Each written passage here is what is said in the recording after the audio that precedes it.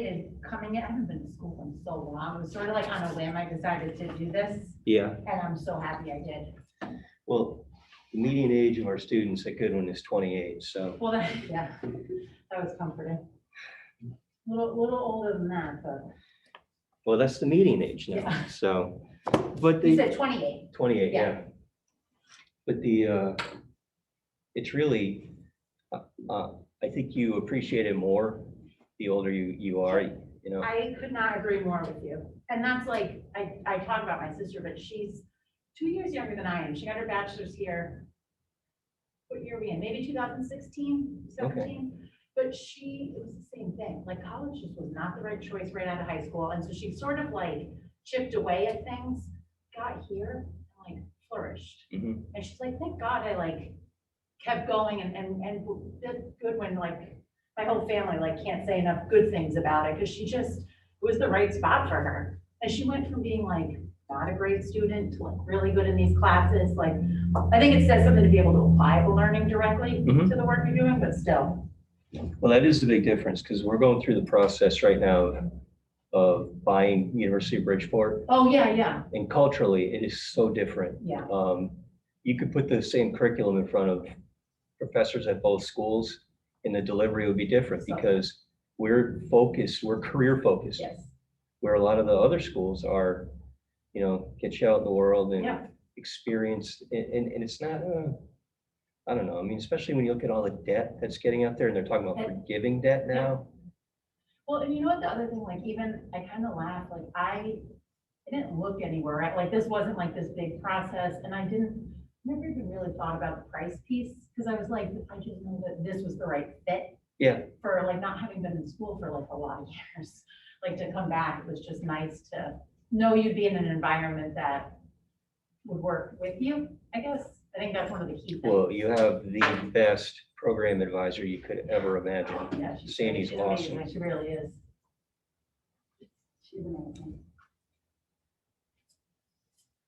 Does it feel like weird? Did you, like, you're still working from your house? Yeah, I barely, like my sister, I live with my sister, you'll hear me talk about her, but she was like, just feel so happy you're getting out today. I was like, shut up. I was like, no, I'm good. Oh, it's fine. Well, then, so I'm talking to a girl on my team today, we're like meeting, and going into class, we're like, oh my God, you're going in? I'm like, yeah.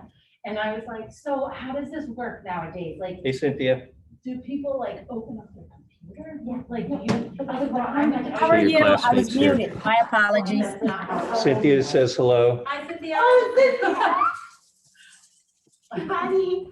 I wish I could be there with you guys. Here we are all messed up. I don't know. We just feel There we go. so we, So Cynthia, once we start, I'll spin it around so it's facing the board. Otherwise, you can just taunt your classmates. and put everyone on mute. And yeah, we could do that too. It was like, oh my God, everyone was hanging into the ball already. We're like, oh, what are you doing? I think we thought we'd get like a runway being like, hey, by the way, you can come into class. But I'm just happy to leave the house. Oh, it's really sad. Yeah, I honestly, and Cynthia, can you hear me? Yes. We're just talking about like the shock of, hey, you have class on Wednesday on ground, but however you get it, if you want to take it online, I'm going to record every session, so they'll be on Thursday. They'll be on. Somebody else is joining us here, but yeah, it's not like it's not going to be. Maria, she's on mute. Is she on mute?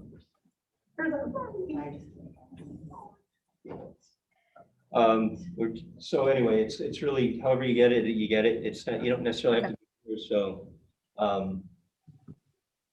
But yeah, that's fine. We've got a big enough room we can space if we have to, but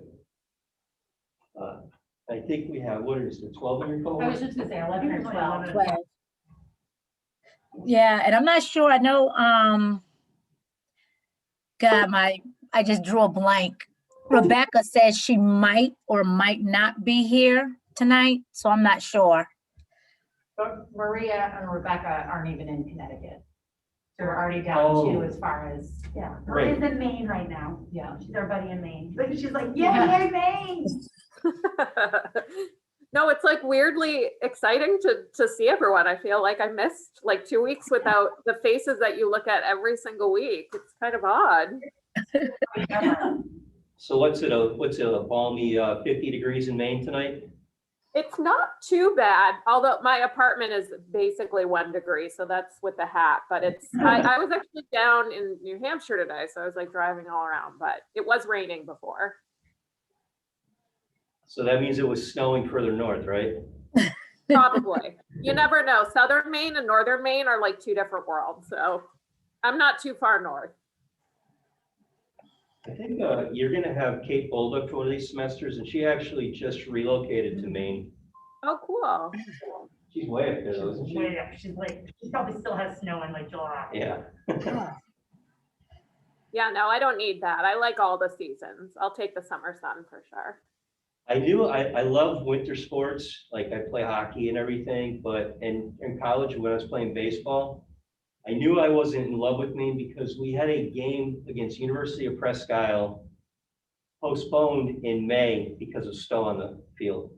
Yep. In May. Seems reasonable. That seems reasonable. Are you kidding me? How long's your summer? No? We have about 2 good days and then it's over. No, I'm just kidding.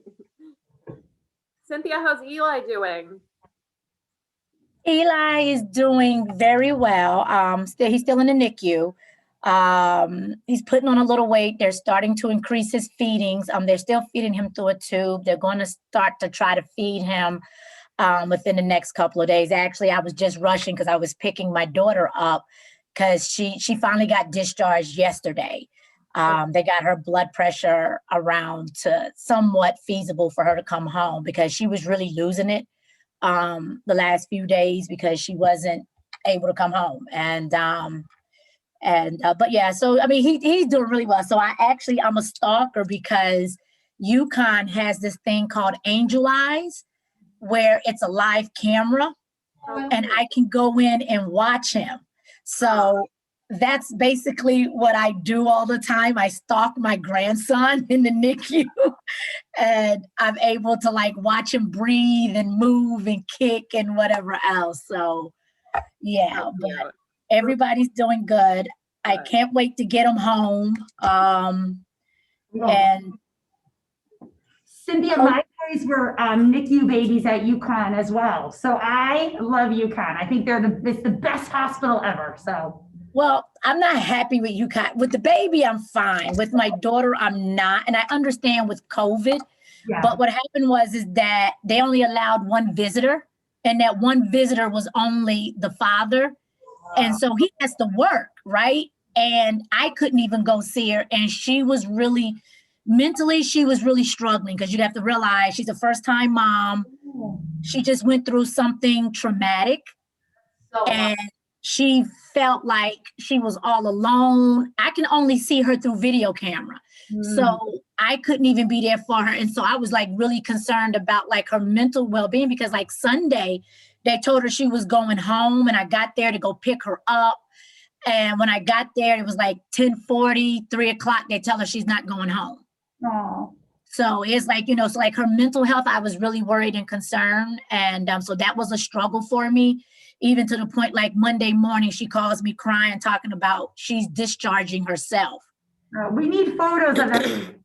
I will have to send, you guys, keep you guys up to date. But, it was a good thing we didn't have class last week because I definitely would have made it to class because they took him at 5. He was born at exactly 5:30. So Mr. Eric, this is why I'm physically not in class. I would have loved to have been in class in person, but I'm chauffeuring my daughter right now while her fiance works and everything else. So I'm kind of helping out. No, I am helping out. So yeah. Yeah, that's essential personnel where you are, so I'm not too worried. We got a pretty good group here, it looks like. Right, 1, 2, 3, 4, 5, 6, 7, 8, 9, 10, right? I don't think we're getting anybody else in class, right? Well, Probably Steven, not. where's Steven? Steven's down here. No, I'm right here. Steven! Come on, Steven. We're in your. I didn't. I don't teach on Wednesdays no more. Steven. I work remote on Wednesdays. Next Oh, I didn't know having classes were on campus. Sal, we want to see you too. When did classes go on campus? Today. Oh, well, Godin didn't send me that email. Next week, Sal, next week. Sal, I sent you that email. Oh, then I was sleeping then. All right, I'm gonna spin you guys around so you can see the board. I don't care, I need to. So I was recording on the big one, the big screen, but then you guys wouldn't see the board if I was on the big screen, so I'll use you on my laptop.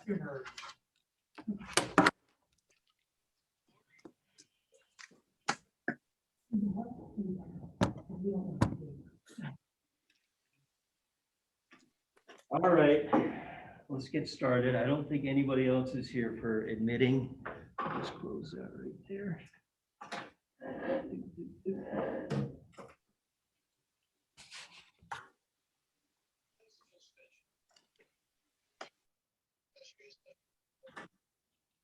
Okay, can everybody hear me okay? Yes, Yep. All right. forgot I was sitting here. Yes, we can hear you just fine. Good. Yeah. They can hear me in the classroom. Well, seriously, tomorrow I will be sucking wind so bad from wearing this thing all night. All right, well, welcome. First, by show of hands, I already asked these guys. Who would opt into an elective other than data if they could? Show of hands. Who would bypass this course? They don't have to take data if they could take something else. I think you're all being too nice because most What's the other option? you don't have one, Stephen. I was gonna say I'm super nervous about data because it's really not my strong suit, but I also think that that's a reason why I 100% need to be in this class because it is an important piece of leadership. So I'm nervous though. And it's good to have that kind of in the back of your head. And I think a lot of folks going into it think immediately about like stats and looking at it from almost like a math perspective of collecting data. But we look at it, the whole point, like my whole mission when we start to finish these 8 weeks are gonna fly by, is to give you guys a good understanding of how to process data, to identify it, process it, synthesize it down to where you're going to need it individually. So how you can use it to your advantage. You know, we're going to talk about everything from, you know, the Googles and the Facebooks, IBMs, to Augie and Ray's, to Carmine's, to, you know, these mom and pops, because we all work for these big conglomerates, but there's still this data collection process that there's a huge misconception on. And so hopefully in the next, you know, couple of months, you'll have that confidence. And it is one of your competencies when you submit your portfolio. So you do have to pay attention a little bit because it's going to be one, I think it's portfolio item 3. So anyway, if you guys don't mind, we'll do introductions, so I get to know who you are and you get to know who I am. And I'll start because I'm talking. But so my name's Eric Emmett. I've been with Goodwin for 15 years. I'm one of the assistant deans of students and director of athletics, recreation, housing, res life, accessibility services, student engagement, new student orientation, tutoring. I'm missing one, hold on. Veterans Affairs. So I work in the student affairs suite during the day, but I've been in operations at this organization for 15 years. So I deal with data every day, and all those jobs that I have, I still use data every day to make decisions, not only on exterior items, but interior items.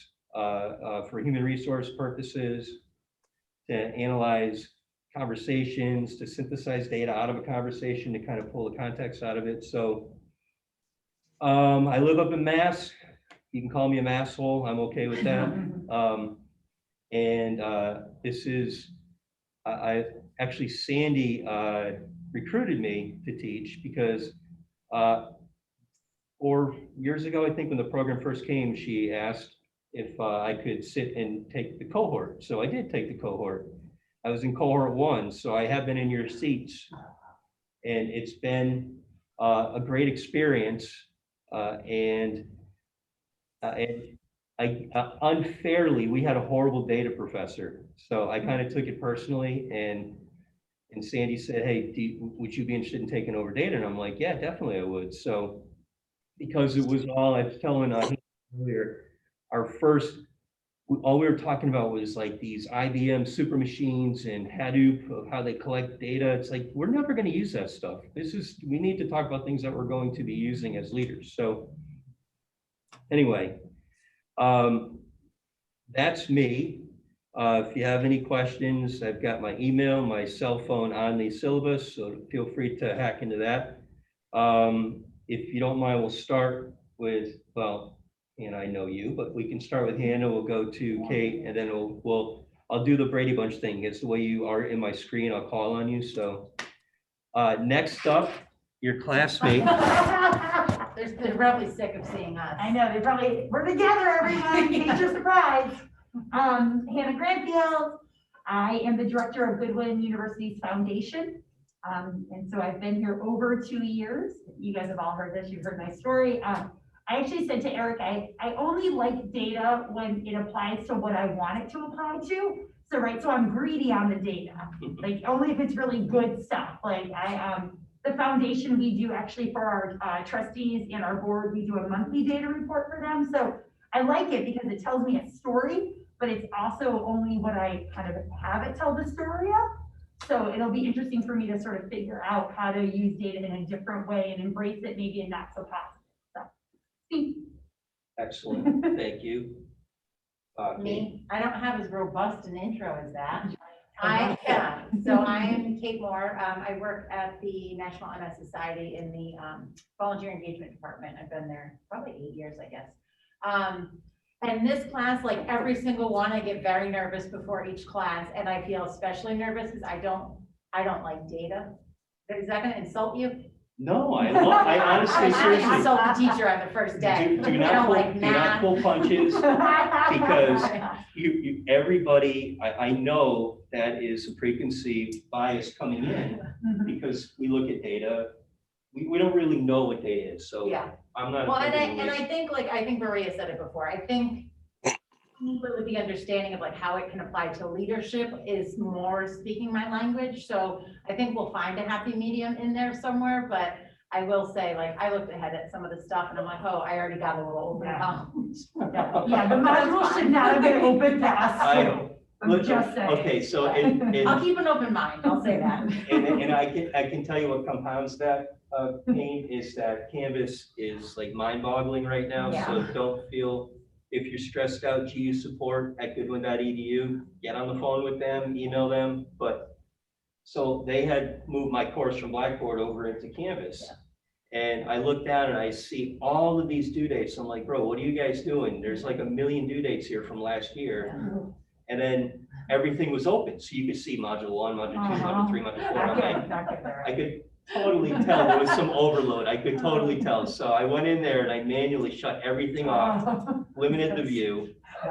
So please, I mean, and seriously, don't sugarcoat it, don't pull punches, just let me know what you're fearing.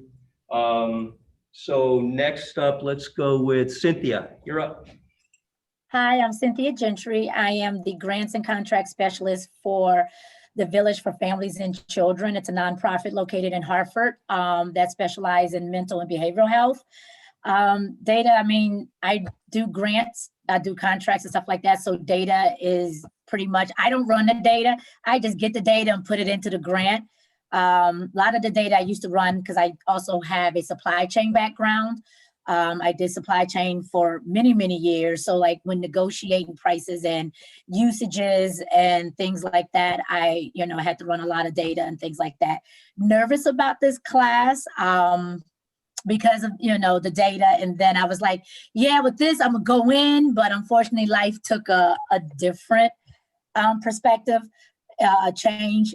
Canvas, a little nervous. I was just getting used to Blackboard. Now there's Canvas. FYI, I don't know if it's fixed, but yesterday was trying to go in to, I think, download the book or something.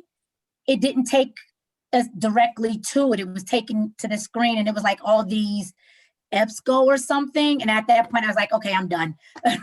That's the vendor for our OER, our Open Education Resource.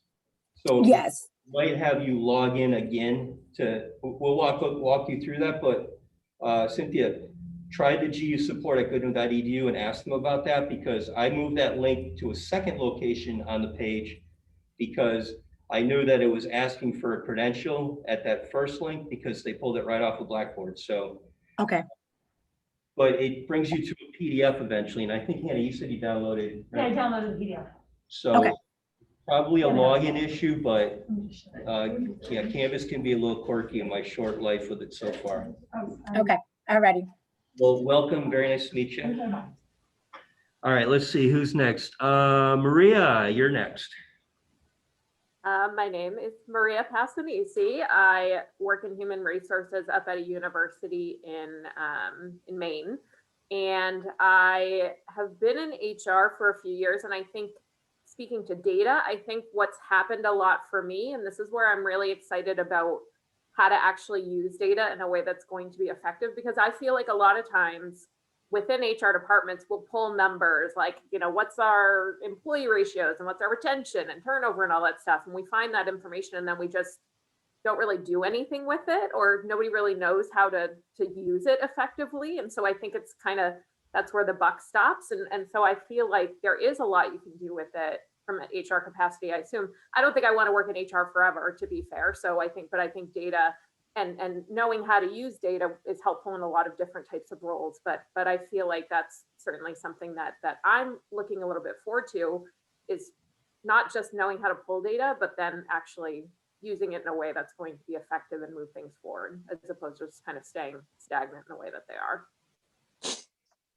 Awesome. Well, thank you. Very nice to meet you. You too. Next I'm going to call on iPhone. I'm just kidding. Is that That's Sal. Sal? Yeah. Sal, very nice to meet you. You're up, brother. What do you got?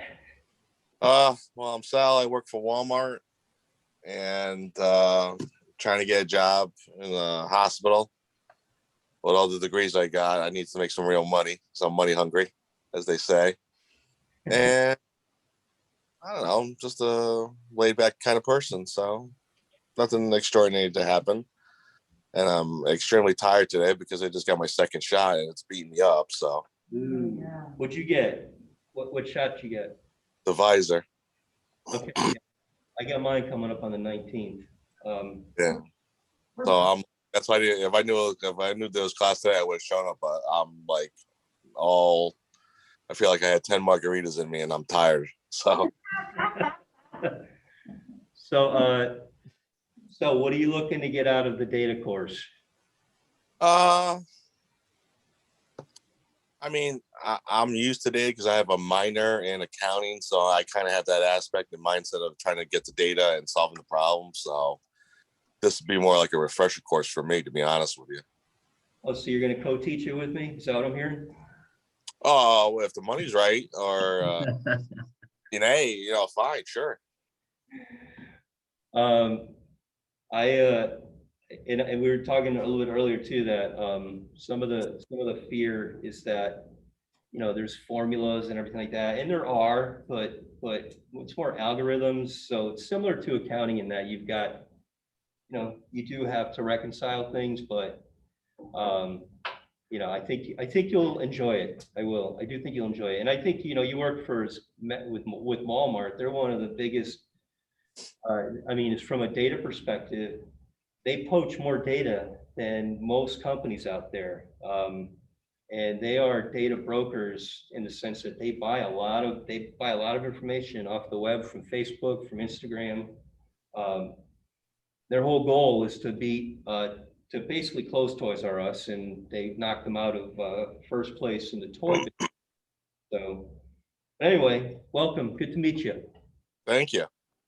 Hope you can stay awake for most of the class. It's not gonna be that boring, and we're not gonna spend all night here, so I promise. Okay. Okay, Johanna, is that right? Joanna, yes, hi. Hi, Johanna, you're up. How are you? Well, my name is Joanna.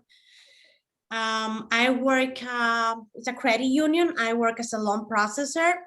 I know we do a lot of data, especially like in the accounting department. I would love to become more familiar with it. I have no clue. I don't like formulas, to be honest. But I'm willing to learn, so. I think you'll be able to process a lot of this once you start seeing it, and because we bring it to, I use a lot of real world examples, like with Amazon's, because we've all shopped on Amazon, right? And Yes. or Walmart.com, because we got to keep Sal employed. But Oh, yeah. so welcome. I think you're going to like it. I think you'll find it interesting, and you'll be able to apply it, especially through loan processing, because there's several data points that are required. Yeah, we do use, like formulas and stuff like that, but I think like when it comes like to data, it's more like a bigger picture, so I think it's completely different. So, and I never took a course in, about this. So yeah, it's gonna be very interesting. So find a good partner for your final, and I'm just kidding. I'm kidding. Well, welcome. All right. So next up, is it Anand? It's Anand. Anand, Yeah. welcome. Hi. Everybody knows me. I'm Anand Patel. I'm a CNC2 operator at Zygo Corporation in Middlefield, Connecticut, and I'm going on 5 years this Sunday. Congratulations. Thank you. Regarding the class, I guess I could say I'm excited because I've been going to Goodwin's ever since I started my job, and we're actually talking about job allotment for like the times and calculating how long we should charge for when a machine's running. So I'm excited to take this class. Awesome.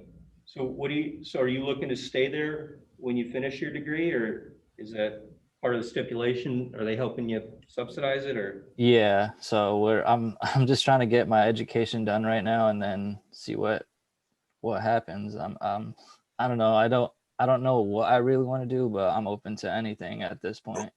Is it a good company? Yeah. That's good. That's good. Well, welcome. Nice to meet you. Nice to meet you too. Mr. Campbell, you're up. How you doing? How everybody doing? Stephen Campbell. I'm an instructor at Goodwin in the advanced manufacturing department. I've been there as an instructor a year and a half now, but I've been an employee about 4 years. 4 years. I'm excited for this class because I have meetings where we're talking about data and what we can do with data, and I'm interested to learn more about it so I can make better projections and forecasts. Fair enough. So you can kind of tell Cliff to zip it, and you can start interjecting, right? We all want to do that, Stephen. Well, welcome. I know Stephen, so that's why I'm kind of giving him a hard time, but and I think Stephen might be the most popular man on Goodwin's campus, from what I'm gathering. That's my understanding. you mean Hollywood Campbell? Yeah, Hollywood Campbell, exactly. Yeah, you're about 2 light years away from us up there, but yeah, you're probably right. Okay, Elise, last but not least for our group here. Welcome. Thank you. A Elise Rosignol. I work over at Pratt & Whitney in the Industrial and Environmental Services. But previously I did a lot of stuff with data and a lot of science stuff. So like pulling like how do you do a good study, what to recognize in a good study, what statistics to believe, not to believe. But then from like where you go when there's so much data out there, I'm really excited to learn about that portion of it and learning about the formulas, because I like to, not knowing all that kind of stuff makes it very overwhelming and seem impossible. So at least if you have like a formula to go with it or kind of like know where you're looking, then maybe we can kind of like sort something out. Very optimistic. Now, we don't get into, I mean, we really let the computers develop the algorithms and we talk about things like that. There's not a ton of like super formulas that we work with, but it's really designed, it's almost like a, I want to say almost like a boutique setup where we try to look at companies that are in all different shapes and sizes so they can relate. I mean, you're at Pratt, so they're massive. Walmart's massive. And we've got some, some smaller companies, some nonprofits. So it's a really good mix. So we can look at all different things, but it gives you that perspective of, Yeah.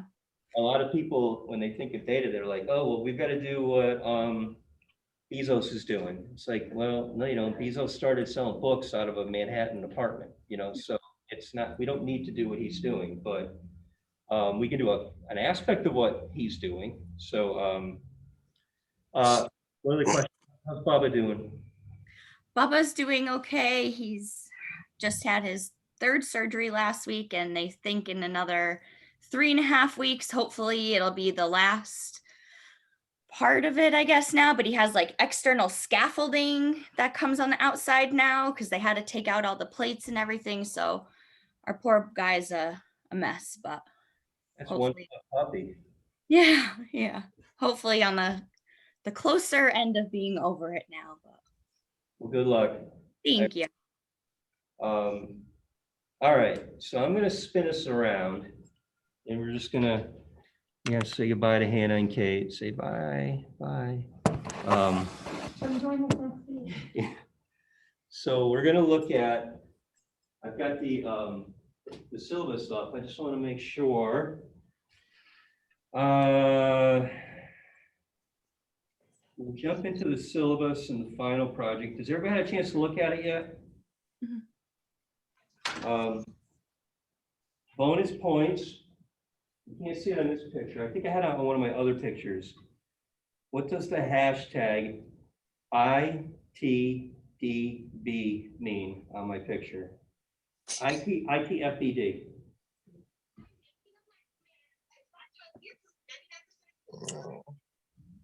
All right, I'm very disappointed. Apparently there's no Dodger fans in the room. It's time for Dodgers baseball. So I actually have that. Actually, it is in my picture. It's like right up here in the corner. On my dry erase board, but get that in there for all the Yankee fans often as I can. But so before we jump into syllabus, let me just run over some just some basic expectations. Break. We're on ground. If you guys have to take a bio break or step away for a few minutes, Sal, if you're falling asleep, bail. It's okay. This is recorded. It's going to be online, and you can kind of fast forward through like the boring diatribes and then just get to what you're looking to get to.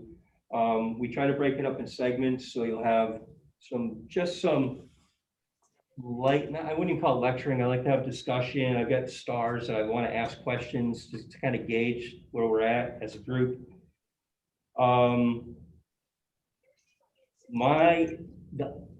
As lax as I am on making sure everybody's logged in and spending time in the Zoom session or in class, I am a wicked stickler for getting your stuff in on time. And if that means sending something that's not your best material at 11:58 to get it in on time, send it. Because in the real world, if you miss deadlines, you're out. And that's one of the things I'm going to try to harp on. It's the most important piece of, you could have the best data presentation in the world, but if you click the submit button at 12 and it's due at 11:59, some organizations won't even look at it. So we have to prepare ourselves for that. And listen, life gets in the way. We know that. So just get something in, and I can promise you, you will always have the ability to clean that up. Just get it in, meet your deadline. Same with discussion boards. Discussion boards, wicked easy. 250 word initial response. I'm also going to open it up to video. If you guys want to send a video response to the group, I'm going to send you a link. My accessibility coordinator created a PDF that shows how to upload a video or an audio link. So if you feel like you want to communicate with the group in a video or an audio link, I'm all for it. Because in the real world, you're going to need to do that. There's going to be times where you need to communicate outside of writing a 250 word paragraph. You know, we've got to look at the kind of being a little more elastic when it comes to boundaries where we can do things now and kind of practice here, because again, in society, it's going to give you the opportunity to do these things for real. We had a speaker a few weeks back from the Department of Education, and the picture he showed us puts it up on the board, and it's of John Harvard. Anybody know who John Harvard is? Was? Manchester, right? Aren't they? Well, it could be, but John Harvard founded Harvard University, okay? About 400 years ago on a few blocks up in Cambridge, right? So there's a picture or a painting of Harvard on a pulpit looking and talking to a group of people. So this guy from the Department of Ed had been there forever, and he shows that picture. He goes, "What's wrong with this picture?" And we're like, I don't know, you know, what's wrong with it? Are they not socially distanced? We can't figure out what's wrong with the picture. He goes, "These paintings from 400 years ago. We're still delivering education in the same format. We're still having somebody stand in front and talk to a group. But yet you could download the Smithsonian's encyclopedia on your phone. But we insist on having these, you know, sit in front, take your notes, take your text." So the more creative we can get, the more it evolves you as both an employee, a leader, and a human being. So time management, that kind of ties into getting your assignments in time. This course, we're working adults. This course requires some serious time management. And I apologize. I keep talking to the phone here.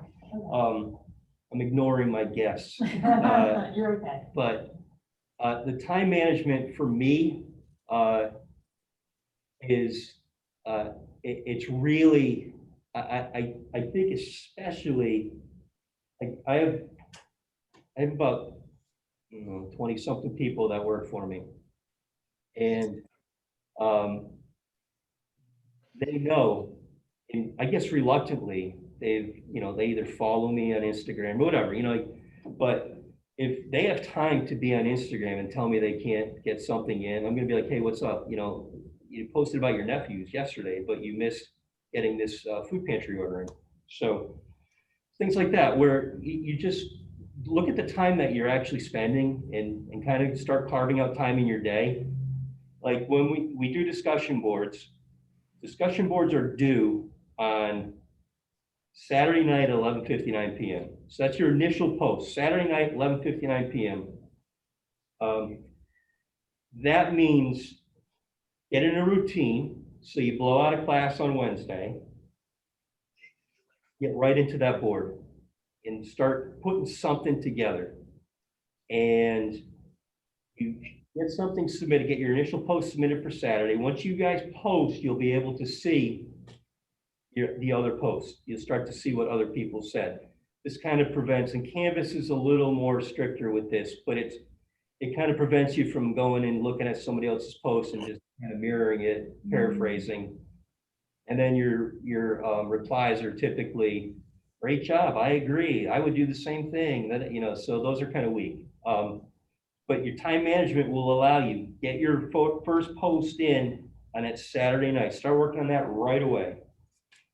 Carve yourself out blocks where you know, just dedicate your time to that. If you've got a paper this week, you've got a case study that you're gonna, or are you gonna write on Key strategic goals. Give yourself 2 hours to build that paper, uninterrupted. Close the door, shut off your phone, turn the TV off. It's really going to help you, because if you procrastinate, it starts to stack. And the way this course is built, everything kind of, it's like a big Jenga game. Everything fits. Your final is a compilation of what we've been working on for the first 7 weeks.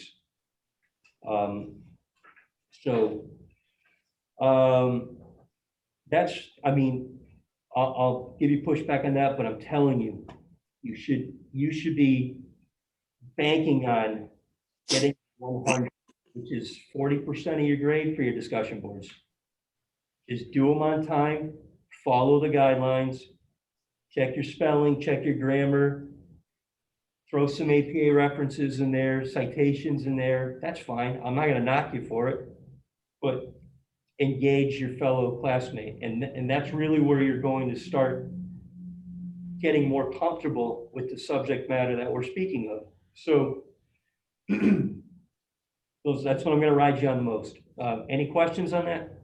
Eric, how many posts or how many responses to our classmates? Is it 2, 3, 1, as So- many as we want? Did everybody hear Hannah's question of number of posts? Mhm. 2 posts, yep, 2 replies, 200 words each. And if I think it's weak, I literally will drop it into a Word doc and count the words. If it's 199, I'm gonna be like, bang, you missed. And it's such an easy win. That's why discussion boards are, especially now being remote, our discussion board should be way more robust. But we understand that there's other responsibilities that you have in this course, and there's only so many hours a week. You know, you don't want to, on a Saturday afternoon, on a sunny day, well, should I go fishing or should I sit and just answer all of my discussion posts today? And I can tell you 99 out of 100 times I'm going fishing. So I'm not even going to look at it, but you don't want to put yourself in that position. If you carve your time out and block your time out, your 2 responses and your initial post. So you're looking at 250 words for your initial post, 400 words for your replies combined, right? So that's just under 700 words if you want to go bare minimum. And that's essentially a 1-page paper, okay? Without having to get into the APA, without having to get into the, hey, wait, you didn't cite, your author is cited reverse here. You know, it's first name, last initial, you know, stuff like that, where don't worry about that. I just want you engaging your fellow classmates in these discussion boards. And you're really going to see everybody's perspective on this first one we're going to do on Amazon.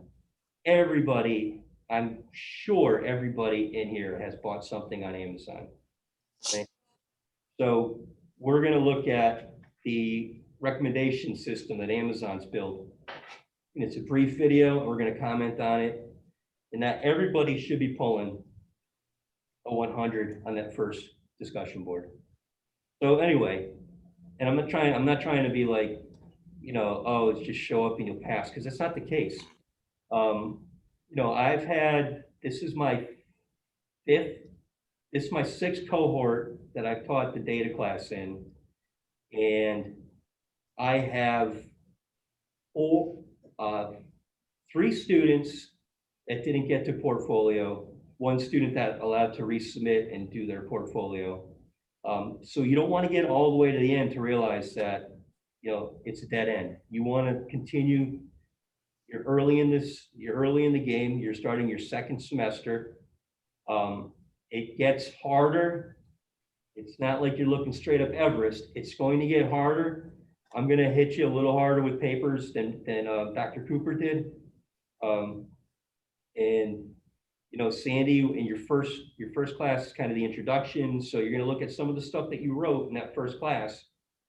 And even when you might look at it now, and by the way, save everything you write, everything. You get a separate drive, go get an external drive if you have to, if you can't save it on your computer, but save everything. You do not know what you will need when you get to your portfolio towards the end of the program. you're going to start selecting items that align with showing you have a competency, a mastery of that competency. So save everything. If you write your pieces in APA Central, or academic writer, they call it now. If you write an academic writer, it does keep it'll keep a journal of it before you convert it to a Word doc. So it'll have your history of all your assignments. And just kind of on a quick aside, if you do an assignment, even a discussion post, it'll save it. So I tell a lot of students, just go in academic writer, knock off your discussion board, cut and paste it, drop it into the discussion post. And the other piece, get Grammarly. Put Grammarly on your computer if you don't have it, because it's really going to help you with the little things you might miss. It does get annoying sometimes because it makes recommendations for you, which you might not agree with, and you don't have to agree. It's not like, it gives you, instead of a green line or a red line, like a squiggly purple line. So anyway, Grammarly is a great tool. It's going to help you out quite a bit. But do your discussion posts in academic writer. And when you're building your paper, the first thing you want to do, start collecting, just start researching authors and articles for the material, and just start building a database into academic writer and creating references, because it'll format your references for you. So you build that up, and you might not use all of them when you're writing your paper, but it gives you that foundation to build on. So I feel like I'm like in Vegas telling you how to cheat at cards right now, but, or down in Mohegan or Foxwoods. A real funny story. I interviewed somebody we have a director of library services for both campuses, Goodwin and Bridgeport. So I was in the second round of interviews, and just to really lighten the mood, I asked the interview question: if you could have one special power, what would it be? So I'm thinking flying, invisibility, super strength, right? This guy answers that he wanted to have the ability, like Rain Man or Alan from The Hangover, to count cards, because he would just go from casino to casino and cash in. And I'm like, I go, that's kind of short-lived, right? You're gonna be like in wanted posters all over. And he's like, I don't know, it'd just be a really cool thing to just get rich. And then, so anyway, wasn't a great superpower. And the last thing is on attendance. Again, we are going to be on ground. It's your choice if you want to be on ground. That's fine. We have enough space so everybody can socially distance in here. We are going to have, and I'll go over that shortly, our final is going to be a team of 3. So you're going to have to either all be on ground or all be remotely, or come up with a mechanism in which you can communicate with both. Especially the presentation is going to be 15 minutes, and it's really, you have plenty of time to work on it, so it should be equally spread between the 3 folks in the group. So it's tougher to do if one's in class and 2 are on ground, or 2 are on ground and one's in class. And we'll worry about that the closer we get to it. But any questions so far? Good. All right. I have a quick question. Sorry, what would you like us to call you, or what do you like to go by?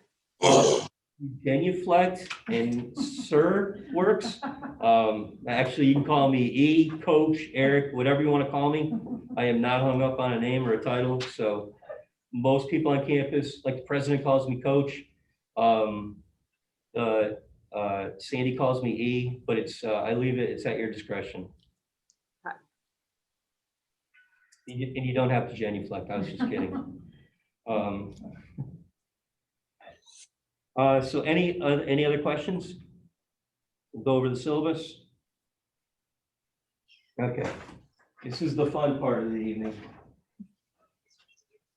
All right, so can you guys see that, or do you need to get closer? Let me get you closer.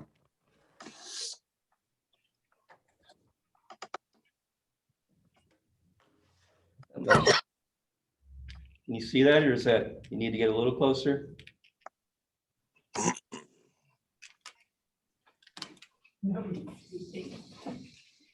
We can see you just fine here. You know, for such a super tech room, there's so few outlets in here, you know? It's like they're stuck on the floor in the corner. Okay, so let's just go over the syllabus now. Your prereqs, obviously, you took care of your 500 and 510. This is my, my information, office hours by appointment. I'm here 3 days a week. We're gonna ramp that up a little bit more, but you can always reach me by my cell. I have my cell, it goes to my watch, wearable data, precursor to what we're gonna talk about later. But so shoot me a text and I'll get right back to you, or an email. My email is always open. Okay, so this course description, provide a foundation for data-driven decisions making practices for managers at the mid-level and strategic apex of the organization. Use of metrics to guide decision-making and improve performance is central to the learner's experience. Essential measurement tools and resources are explored, including a balanced scorecard. Balanced scorecard, spoiler alert, is garbage. I hardly ever use it. We'll find ways in which to kind of talk about that. It is something, we're going to spend more time on Bader. Bader is kind of the mechanism in which you're going to assess data and make a decision on. So, but that's the acronym that we're really going to spend a lot of time with. Matter of fact, one of the papers that we have in here looks at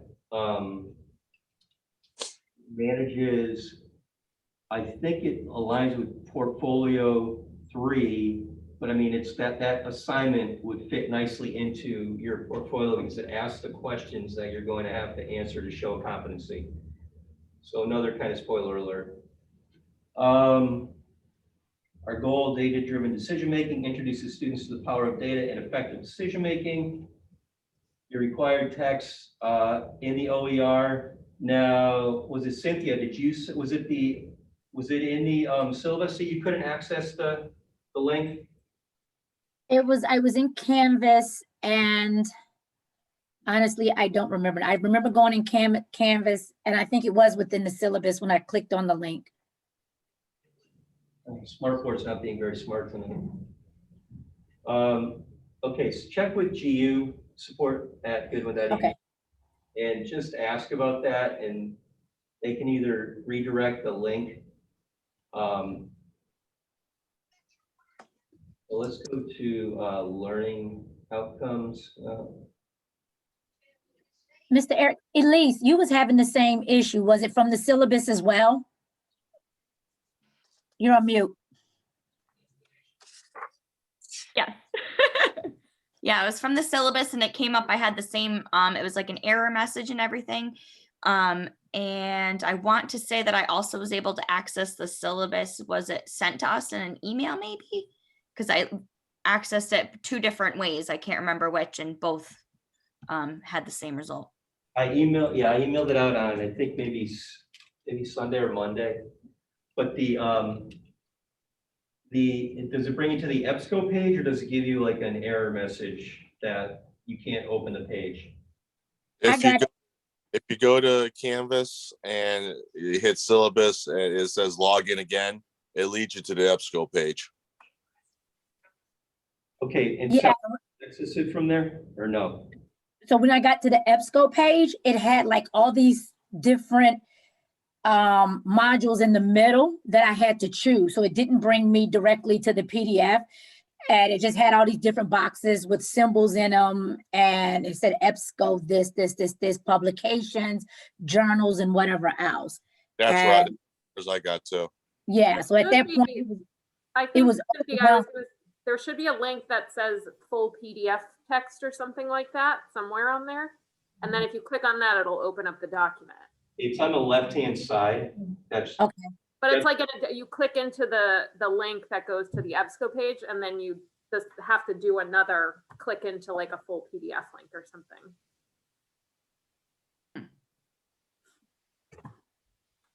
right. So I'm gonna email I'll email tech support tonight and ask them to see if the link is contaminated at all, but it should allow you into that EBSCO page, which then gives you the drop down. So, but it should only be a two-step process too. So there's a disconnect with this third step here. So I'll do some research on that one tonight. Eric and I owes me a huge favor. Also a graduate of the program. Okay, your grading policy.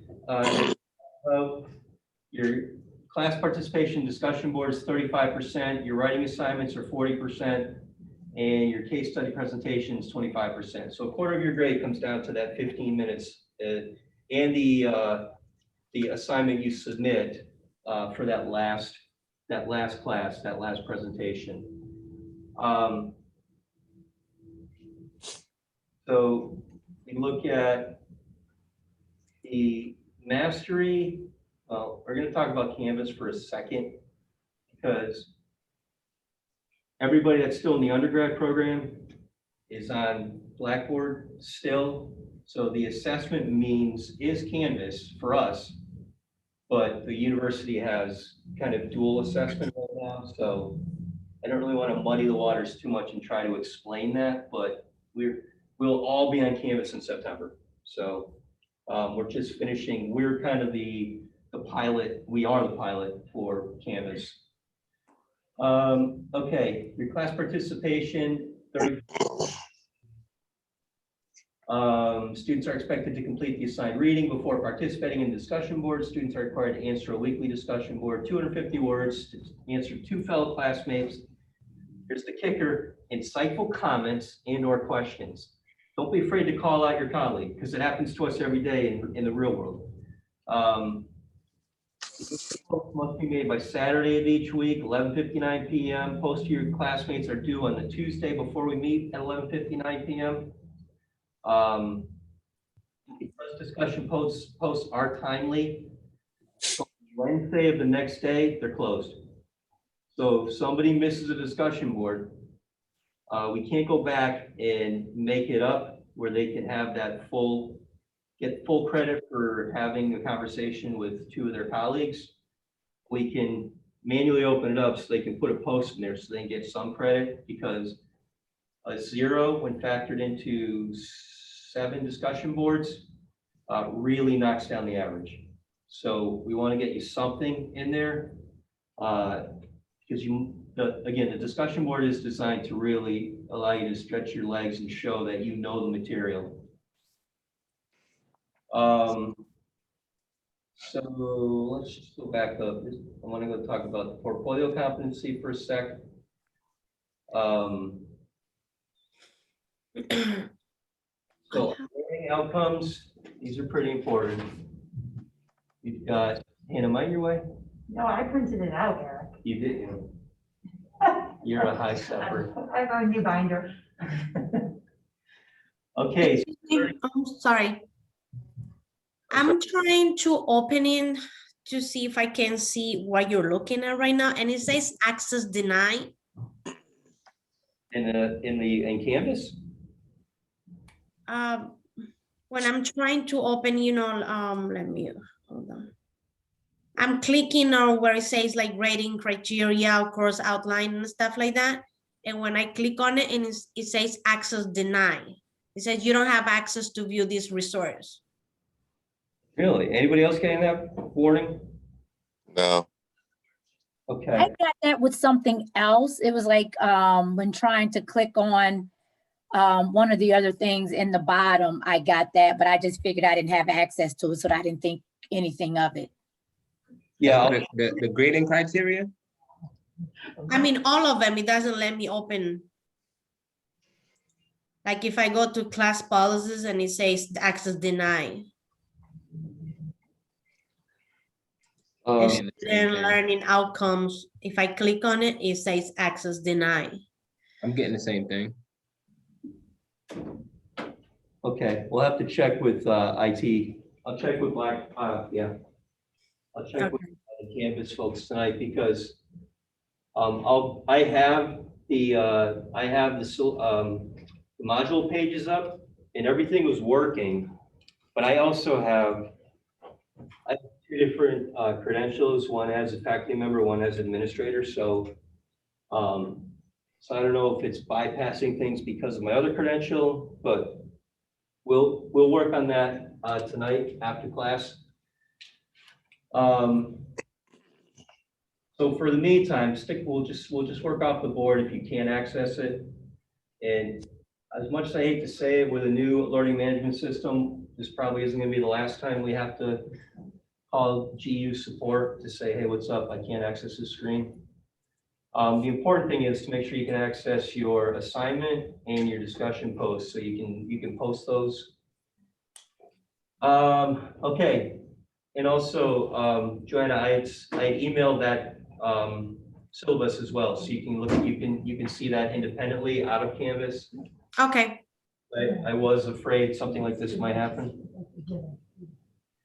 Okay, learning outcomes, synthesize data in order to profile different organizational challenges and opportunities. You're going to pretty much master these things in your discussion boards and your writing assignments.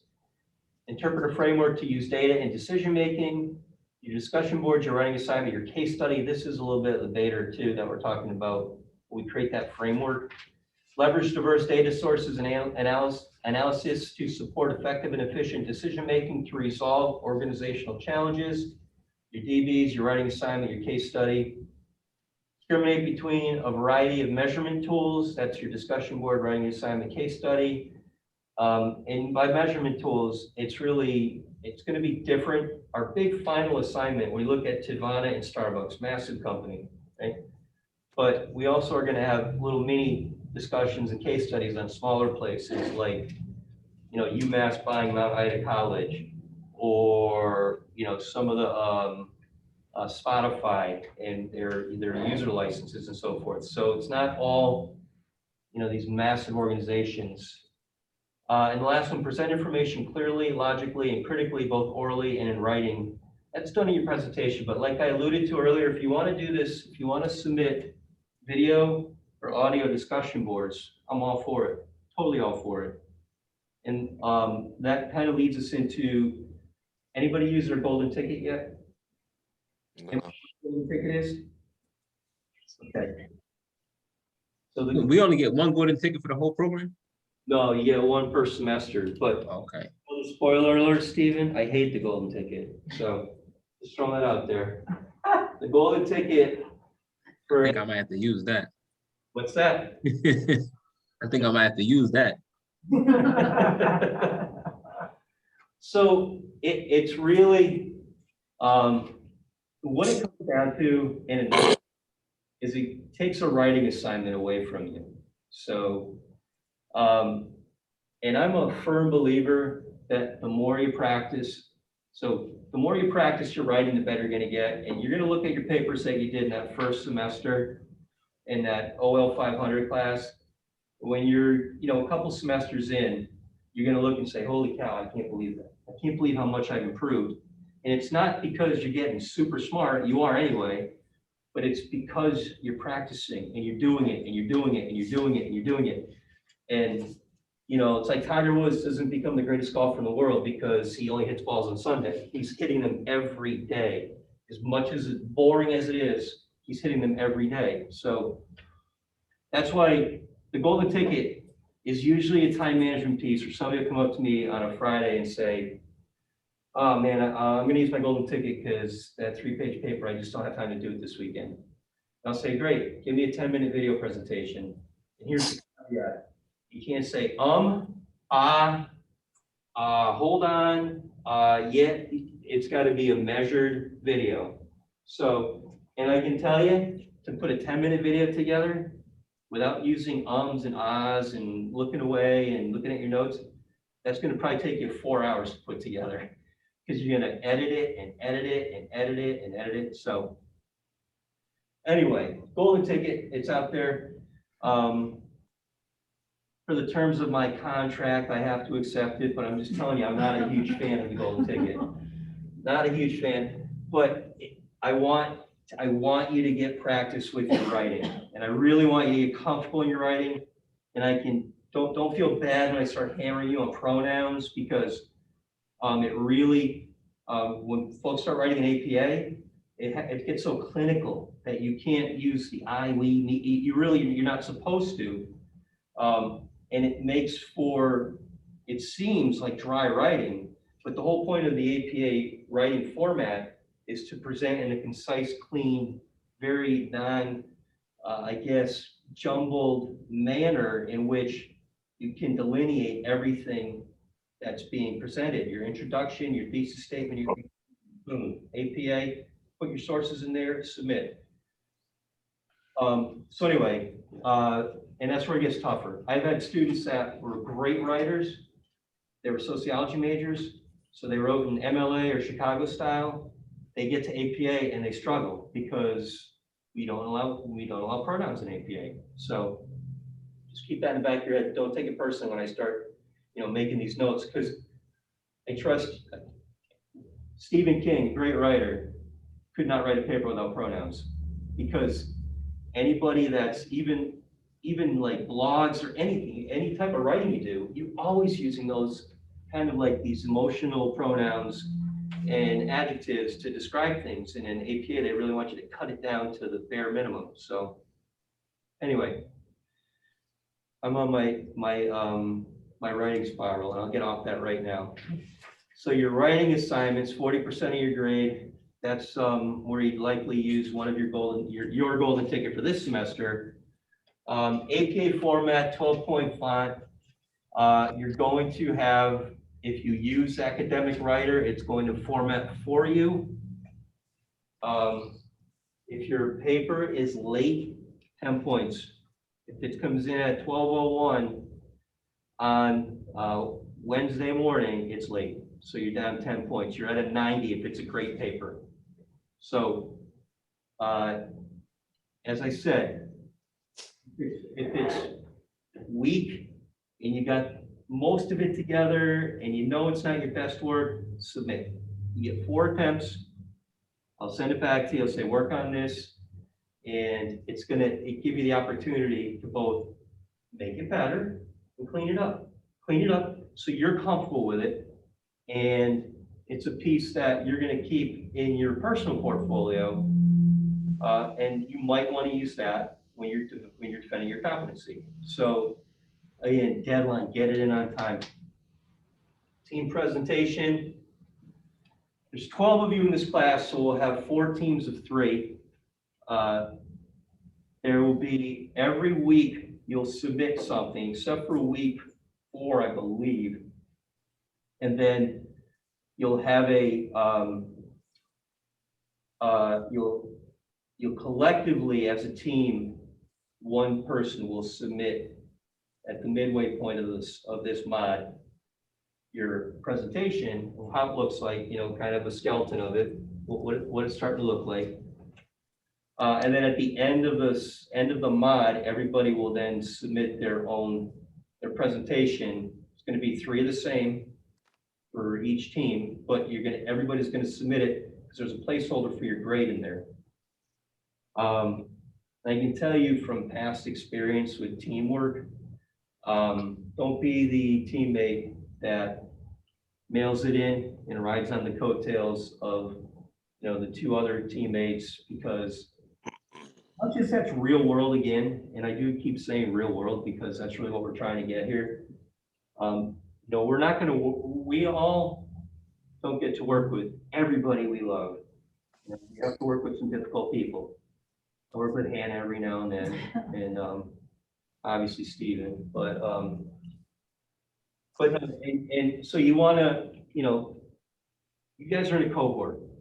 Cohort means for the next 16 months, you're going to be with each other every Wednesday, and you're going to be talking to each other 3 or 4 times a week. So you really want to hold up your end of the bargain and just be a good teammate and be conscious of things like that.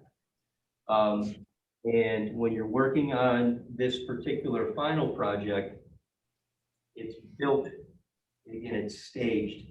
So we work on assignments, writing assignments 1 through 6, and the final is a reflection of all those things put together that you're going to create a presentation on. So, and your portfolio, again, It's very early in the game for that, but everybody know what the portfolio is? You guys I'm sure you got kind of beat over your heads already, right? So don't stress out about those things. You have nothing to worry about if you save your work and you start looking for assignments that really appeal to you. You might have done, you're gonna have a strategy assignment coming up. Actually, you guys might even have me for strategy. So everybody know what Nokia is, right? Everybody know what Nokia is? Remember Nokia phones? The #1 phone maker in the world, right? I mean, everybody had a Nokia phone. Remember those little like blue phones with the tiny antennas on it, right? Everybody had one of those. So the president of Nokia said, you know, when they started approaching him about smartphones, now that's a fad. Nobody's going to walk around the computer in their pocket. So they didn't get into the smartphone game. And now, you know what Nokia's doing now? Anybody? They're working on networks. They become like these network gurus. So they've reinvented themselves yet again. What did Nokia start at? Anybody know what they started as? As a cameras? No. Anybody know what Dunder Mifflin is? Yeah, it's on the office. What does Dunder Mifflin do? Paper company? Paper company. Yeah. They were a paper company. And then they went from paper company, World War I, they converted over into, they were making tires. And then from tires, they started making gas masks. They're 3% of Finland's gross national product. They're such a big part of the country, and they're very adaptable, great organization. But they get some pinheaded manager that doesn't want to leverage data, who decides against going with the smartphones, and now millions of people are affected and out of work. So they actually worked with the federal government of Finland to create a kind of like a training and repopulation. So they would train folks that were laid off into how to develop this network, these network routers that they were building. And so they cross-trained folks, and then they would help them get jobs at other organizations or at Nokia. So anyway, that's a really good strategy, project that we worked on, and it's that ability to reinvent. And I don't even know how we started talking about strategy. I apologize, but it's a great. You're gonna really enjoy it. That could be one of your portfolio assignments that you're going to use. And if you tank it, let's say you get an 85 on it, and in grad school, by the way, it's a B or bust. Right, so B is essentially a D minus. So let's say you pull an 85 on it, and you know that you really like the assignment, you want to resubmit. So you resubmit, you get it up to a 90, you clean it up. That might be your portfolio assignment because you're passionate about that. I mean, that's something that resonated with me because I never thought Nokia made paper. So, okay, so anyway, portfolios, stress-free, start preparing for them, never too late, and start looking for assignments that align with the competencies. Okay, so let's see, 707. Let's just go over, this is the material that we're gonna have from, it's gonna break down each week for us here. So week 1, read chapter 1, review the videos in Canvas, PowerPoint, there's a lecture in PowerPoint, a PowerPoint lecture in Canvas. Your discussion post is due 5/15. Your initial post, that's Saturday, and your peer posts are due by the 18th.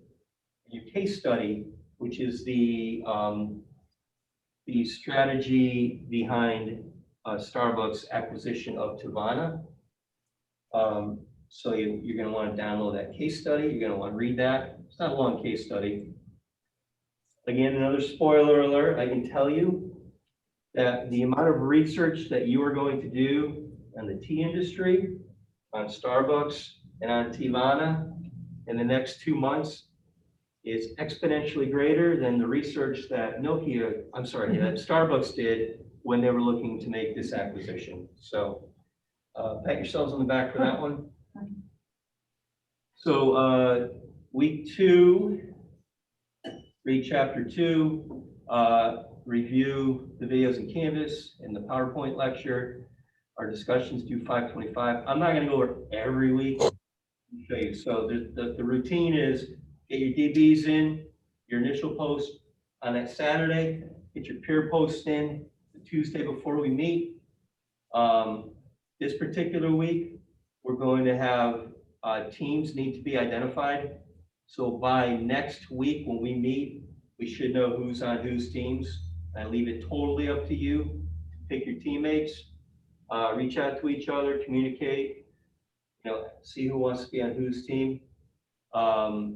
And keep in mind, a couple of folks are going to be watching this tomorrow. So they I don't know, they're both remote. So again, when you're putting your team together, consider that. Week 3, more reading. And the book, I don't know if anybody's downloaded it or bought it. Like I picked this up on Amazon about a year ago. I think it was $14, but it's a really good reference book. Data Strategy by Bernard Marr.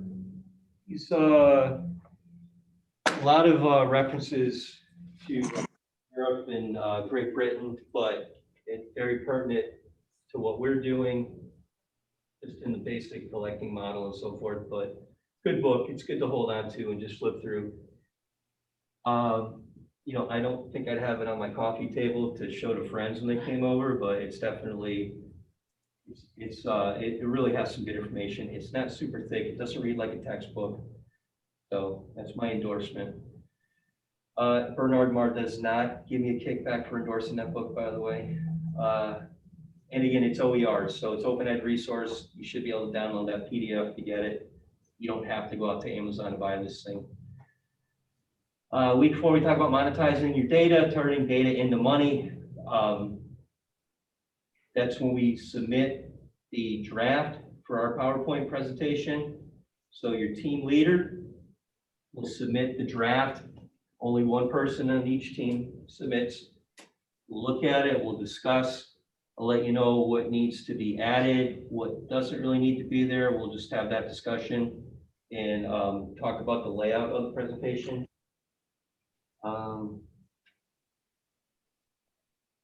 Week 5, June 9th, sourcing and collecting data, turning data into insight, Vader. This particular writing assignment, circle that one on your calendar. That's probably going to be the one that you're going to use for your competency portfolio. Looking at the means in which data is calculated, you got internal, external, structured, unstructured. We'll talk a little bit about that tonight. Then we go week 6, and seriously, it flies by. I'm just telling you. Executing and revisiting your data strategy. So, who has heard of Simon Sinek? Anybody heard of Simon Sinek? Love the guy, right? He's fantastic, but he talks about begin with the why. Like, why are we doing it? There's a great video too that shows, how Apple, a computer company, is the world leader in telephones and portable audio. A computer company. Again, it's your strategy. Begin with the end in mind. We talked about that, and then week 7. On the 23rd, we have our final presentations, wrap up. We discuss course competency. We talk portfolios a little bit. You're gonna have one initial discussion post due on 6th, and I need your final by the 29th to post grades. So I think that's the next. I think that's the next Wednesday, which you're going to be in 640 at that point. This is like the fine print when you guys are getting an app, you never read it. This is the fine print that you should read. So Class feeding, you're expected to attend all classes. Missing a class will result in 5 points being deducted from your class participation. Discussion board grade per absence. I don't do that. So I'm not going to take points away if you're not here, as long as you get the material. I was telling Hannah and Kate at the very beginning of class before we turned the computer on, the goal for me at the end of the year, that guy was moving, huh? It's a motorcycle went by here like 1,000. So get the material. That's all. That's my biggest concern. Get the material. I'm a see the forest through the trees type of person. I'm not looking to say, oh wait, take 5 points off because you missed tonight because you had a flat tire on the way home. I don't just get the material in front of you. I'm going to upload the meeting. I'm going to try to do it before I leave here at night, but this Wi-Fi isn't always the best, so I'll probably just do it when I get home. Canvas contains class materials such as PowerPoints, worksheets, media, and links for submitting assignments. Be sure to check Canvas often to stay up to date on announcements, new course materials, and other important things. All assignments must be submitted in Canvas, all assignments. And you can't be a wise guy and say, like a painting? No, it's got to be on the actual LMS Canvas. We've only had Canvas for a brief time, and I've already heard that like 50 times, so. Late assignments, all assignments must be submitted on the day they are due. 10 points will be deducted per each week for late assignments. Post to classmates' response and discussion boards. Assignments more than 2 weeks late may not be made up without documentation. In the event of an emergency or other extenuating circumstances, students are to contact the instructor immediately. Professional courtesy, that's all. Get your work in on time. If you're going to learn anything from me, it's going to be time management and just riding you on having these things in on time. I grew up with a drill sergeant for a father, so if I was 15 minutes early, I was late. So, and I unfortunately have carried that on in my professional life. Course decorum will create a positive learning environment in this course. There's an expectation of respect and professionalism. Professional conduct policy includes, but is not limited to, planning outside activities to avoid conflicts with the activities outlined in the syllabus. So let's say we're not going to have a study group at Wednesday at 6:30 because we have class on Wednesday at 6:30. Yeah, these are not written by like the Mensa Genius Group. This is just kind of standard print here. So being attentive, engaged, active participant in class, discussion online. Essentially, be a good citizen when you're in class. Treat your colleagues with respect.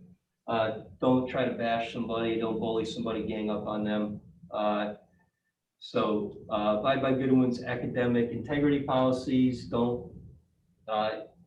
You're going to see some long quotes sometimes, and we've got this software that picks up. You guys have probably used it already, but Safe Assign, where it measures the likelihood of plagiarism.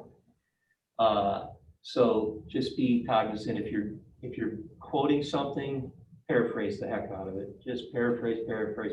It's going to save you a lot of time and aggravation. It might be one less citation you have on your paper, but it looks a lot better when you paraphrase a quote than when you just cut and paste it. Communication and email. Students are expected to communicate in a professional manner, verbal, written, electronic. I'll send the course updates and announcements through Canvas, so please check your email account regularly. This course follows APA style format for all written assignments. All written assignments must be produced using software that is compatible with Canvas, Microsoft Word, all Mac software. They all work with Canvas. I can't think of, I don't know if anybody's Bill Gatesing it and building their own platform in their basement, but Word and Mac will work with this stuff. Also access it in either Firefox, Chrome, or Safari. Those are your three that I've seen work best with Canvas. Internet Explorer is it. So assessment of written assignments will include use of APA format, writing, grammar, quotations, and references. Basically, what they're warning you here is that you're going to get dinged for punctuation and spelling errors. So throwing Grammarly in your browser is going to help alleviate a lot of that stuff. Expectations for written work. I do have a ruler that I'll measure the margin on the paper when you submit. I'm totally kidding. I would never do that. Font is 12 point. Do yourself a favor, keep it in 12 point double space font because it makes the paper look longer, right? Everybody knows that trick. First page of the paper, you need to have your name and the date of submission. So you always want to have a cover page of your assignment, okay? For our non-face covering colleagues on the computer here, when you're on campus, this is the way it sits right now. 6 feet social distancing, which I believe they've debunked since then, where 6 feet is just kind of an arbitrary number. But anyway, we respect that. Wear a protective mask or face covering over both your nose and mouth. In the classroom and other public locations, you can't walk in the building without your face covering. Instructors will ask those who are not complying with these requirements to leave the classroom in the interest of everyone's health and safety. If a student refuses to comply and leave the classroom, the instructor will call campus security. General academic policies can be found on this link in your resume that brings you to, in your syllabus, that brings you to the catalog. And student affairs information can be found at that link, which will bring you into the student affairs shell of our website and gives you access to the different services we have available. Any questions on the syllabus? Pretty cut and dry. Good reading. Good reading. We good with that? Yeah. Okay, so I'm going to quiz you on line 17 cell. Whoop, no, I'm just kidding. All right. So I have like literally only 5 minutes off pace, which is a miracle for me. What I want to do now is I just want to go over some basics of big data. So we're kind of going to skim into some of the week 1 material. Now that we've got all of the things I have to cover over.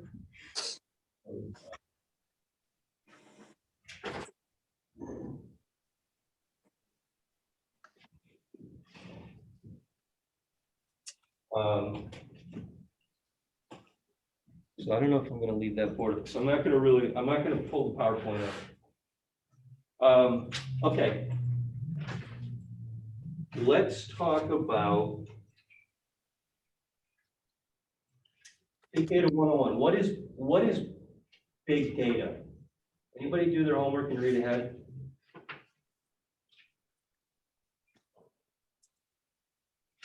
Suddenly everybody's on mute. What's up with that? I did. It's about, it's a customer and, their activity on, right? So it's every keystroke that you make on one. So if I don't know, if I'm searching, weather in Florida, potentially, there'll be some sort of ad or there'll be a recommendation for me to fly to Florida. Like, so it's like, it's my sort of like my keystroke ad line, and then who's using it. How do I do that? Very good. So, Kate, do you have a definition of big data? Might not be a real word. No, I did read ahead, but no. So it's really like, I want to say, hold on, we're going to prop this just a hair. Whoa, I almost lost you guys. It's really more of, I think it's kind of, they just try to make it intimidating because big data is essentially collecting the collection and the process of massive data sets.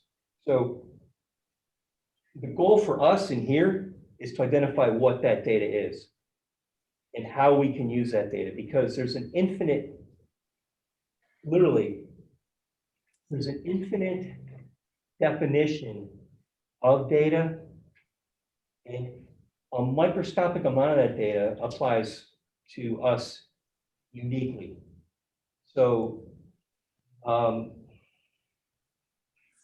want to say, like, if you were to anybody ever go to a mall and fill out a survey? like a 3-question or 4-question survey. Anybody ever do that? Like they'll come up to you with the clipboard at the mall and say, I usually try to avoid them. of course, we all do, but sometimes they kind of trap us. And so there's a transaction taking place there, all right? Is the information that we are giving them, is that free? What's it costing us? Privacy. We're giving up our privacy for convenience, okay? So we're giving them information in exchange for a $5 coupon to the Gap, but we just gave them information that we'll talk about, and there's some really good videos that we'll see in weeks ahead, that we're giving this stuff away. We're literally giving our information away every day. And there's no way in which we can put a value on that, because it's really, it's so subjective for each one of us, where I might be less apt. I don't know if you guys ever see the show Parks and Rec with, and Ron Swanson, the manager, does not want to be on the grid. He doesn't even have like a diner card, you know, he does not want to be on a grid. But and there's other people that will just go and buy an app, click accept, and never scroll through the 37 pages of, hey, you realize you're giving this away, right? So we all have our own value of data, but it's that exchange that happens every day, that when we're on social media, when we're on the computer. I want you guys to try something at home tonight when you leave, or when you're out of class. But who has like an Echo Dot or an Alexa? Anybody? Yeah. Okay, there it is. So just say into the Dot that, or even into your Siri, into your phone, how much does a new couch cost? And watch what happens to your social media feed. Oh, it's so good. Oh, yeah. Mhm. I'm sorry, well, I didn't hear you guys. Well, that happens with my cell phone. Anytime if my cell phone, and if I go on Facebook, everything that it seemed like I've talked about or had a discussion, and sometimes if I think about it, it shows up like in my Facebook, feed, like, oh, whatever item I was looking at or talking about. Yeah. Very It's creepy. crazy. Like, it is crazy. So those are that's like big data. There's a whole industry out there in which that data is captured. What works for you, Cynthia, might not work for Sal. What works for Kate might not work for me. So, but there's these synthesis models that pull this stuff down, and then behind the scenes, literally at the speed of light, are making transactions where, because I was looking for a couch, I'm gonna have Raymore and Flanagan, they're gonna buy the data that anybody that looked at a sofa or talked about a sofa, that data is synthesized. Raymore and Flanagan's interested, they make a purchase of that data, and then I see that in my feed. And I'm not It's talking so like a fast. day I'm later. sorry to interrupt, but it happens so Exactly. fast. Exactly, because they have so there's these models that are built that if it's like the home goods, they already have these, basically, they've bought so many, I guess, terabytes of data. So they're gonna presume that because Kate's looking for a couch, any time that she searches on Google, Facebook, Amazon, even if it's a competitor, it could be like JCPenney's or Macy's. Raymore Flanagan has already said, we want every piece of data that person, has looked at regarding age, sex, location, income, census information. So there's these brokers, probably 3 or 4 at a time, that will align these purchases. So it's not like somebody sitting in your computer that's saying, hey, wait, this is what we're looking at. Notify Facebook because we've got data that's for sale.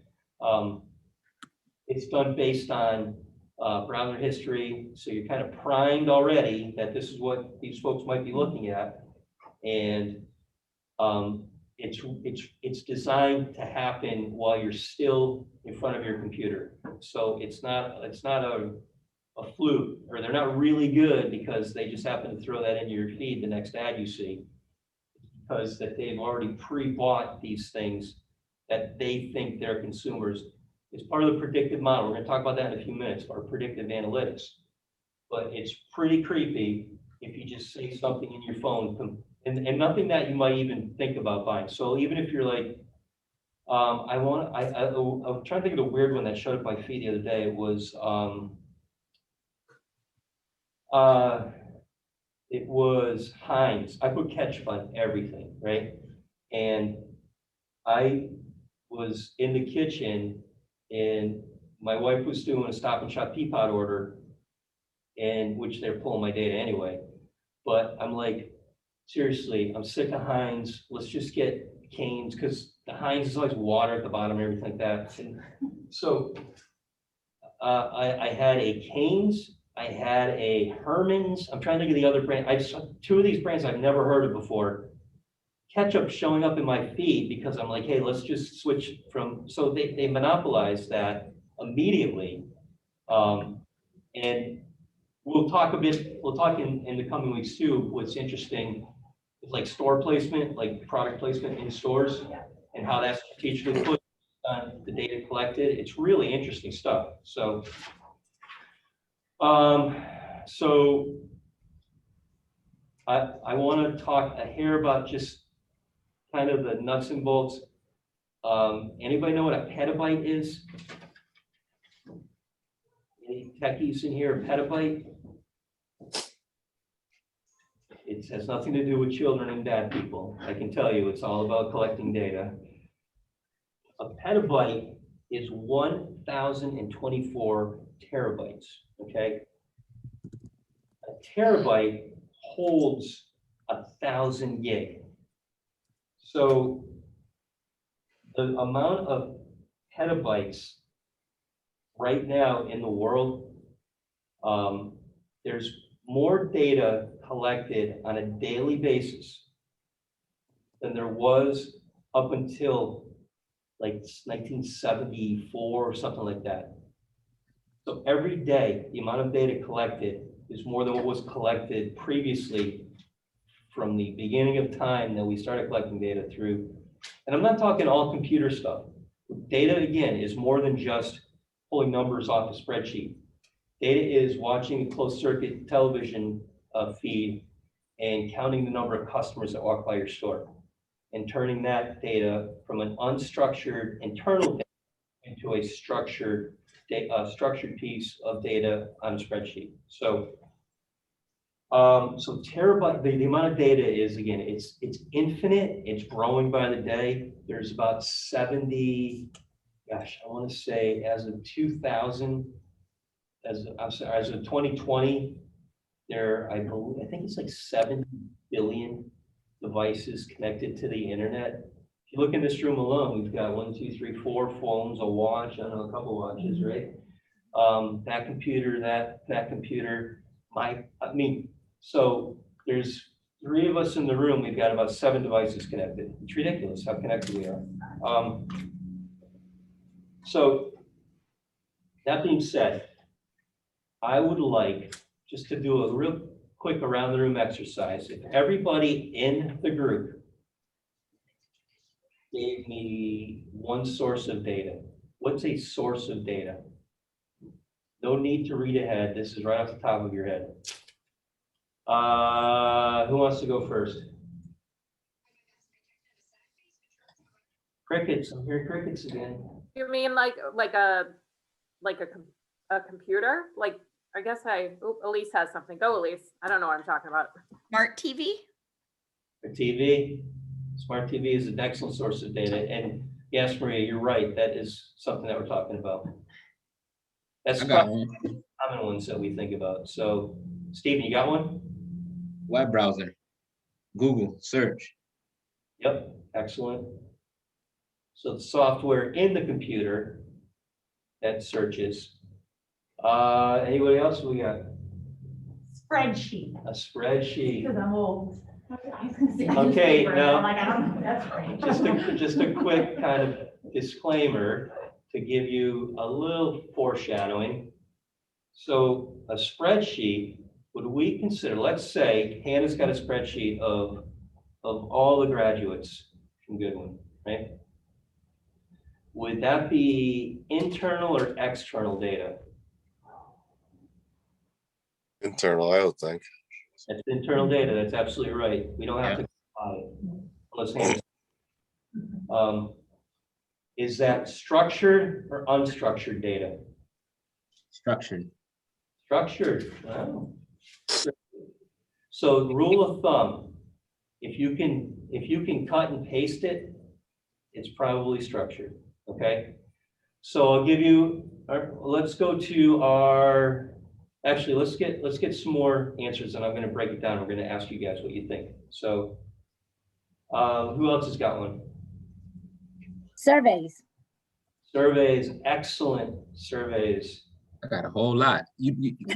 What came to my mind when you first said it was the thing on Netflix, Social Dilemma. Oh, what a great show. I recommend That was a everybody. great one. That was a great one. Parse collect all your data and stuff like that now too. Isn't that creepy too? Apps, everything. Even there's an episode of Modern Family where they have like a smart, I think probably people have smart refrigerators. I don't, but it like, you can put your lists on there. It can tell you when things are like low. It's like, yeah, something like that. Alexa, Siri. Okay, what else we got? That's a great refrigerator. The Yeah, black box on airplanes. perfect. Good one. Absolutely. Navigation. I mean, does that like, because it also tracks where you're going. And like for me, mine tracks like where I frequent. So that way when I get in my car, I was like, if I hit my navigation, it pulls up everywhere I go. When I get in the car, my phone pops up and it says, "Oh, you're 28 minutes to home." Yes. Hey, It's also using the clock as well as your destination. It's realizing that it's 5 o'clock and you're probably heading here based on the pattern that you've created Mhm. nicely for the folks at Amazon or Apple. I'm using. No such thing Is as it- dumb plan. No, Everybody said it. this might be. Is it all technology? Or is it like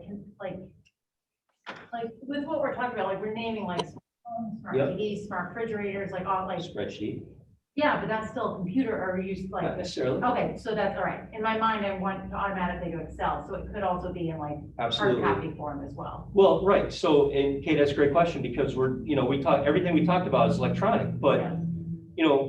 Before Bill Gates and Steve Jobs sat down and started inventing computers, right? Everybody had manual ledgers. So you would have Bookies.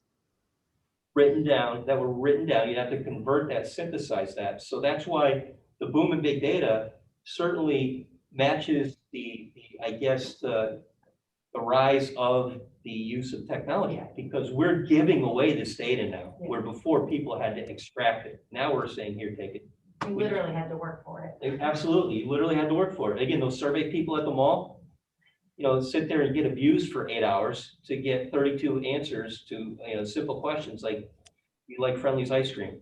Yes. Yeah, Okay. right now, right, Starbucks, so I go to Starbucks every day and they send me, right, like probably once a month a survey and I do it because I get stars, right, like on the ding dong, like, Right. because I want to get a free coffee, like next month, that's so funny. And do you know, I like never thought of that, I'm sorry, till this moment.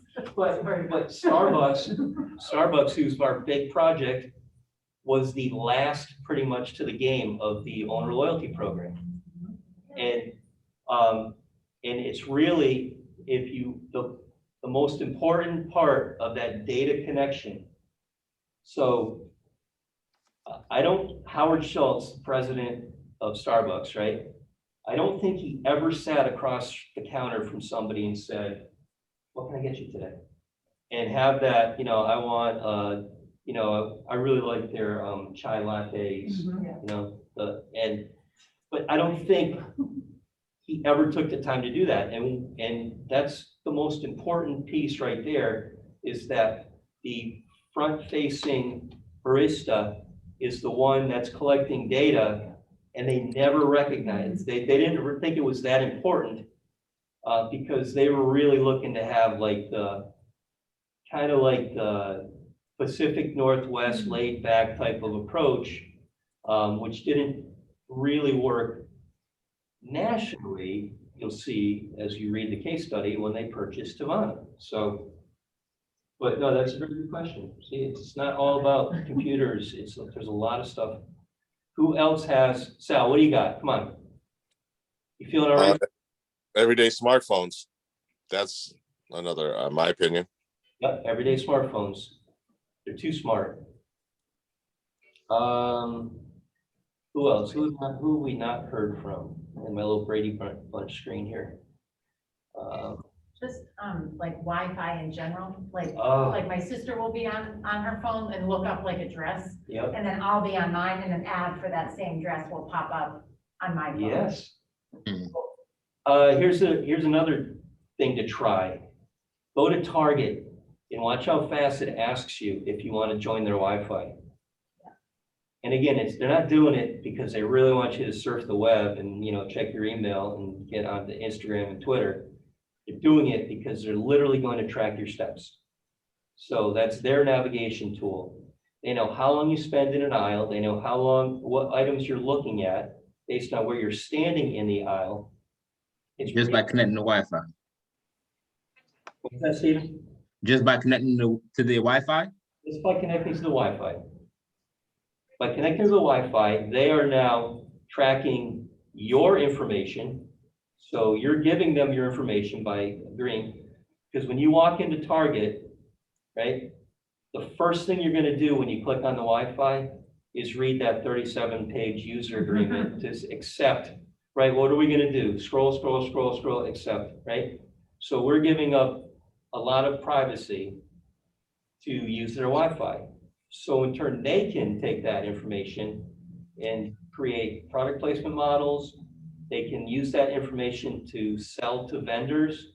They can use that information to leverage purchases with vendors. They can say, well, if you want to be at this part of the aisle, 86% of the customers get this far in the aisle when they buy. Grocery stores are huge with this. I don't know if they do it down here, but up in Mass at Stop and Shop, cradles for your smartphone, and you put it in there, and it literally tracks. So if you pick up an item, you can scan it if you're doing a price check right on your phone, and it again will tell you, it will give the report out to the Stop and Shop folks of what you're looking at, how far down the aisle you get. And I know it's a little squirrely right now because you got one-way aisles for a while where you can only go down the aisle one way, but it tracks and it uses that information to leverage end cap purchases. So if a vendor wants to have an end cap, then they work with the data folks to say, look, 86% of the people don't get more than 10 feet down this aisle, so you want to be here on the end. There was somewhat of a controversy not too long ago with toothpaste at Target. Crest and Colgate are located in the very front end of the toothpaste aisle. Tom's, which is kind of a smaller place, and Maria, I think they're out of Maine, right? Aren't they Tom's Toothpaste? It's like a big, yes.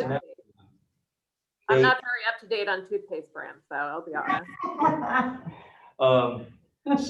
But they're much smaller budget than what Crest or Colgate have. They're both owned by conglomerates. So they really couldn't compete, and really, well, they threatened to pull their product out of Target if they weren't going to get equal product placement.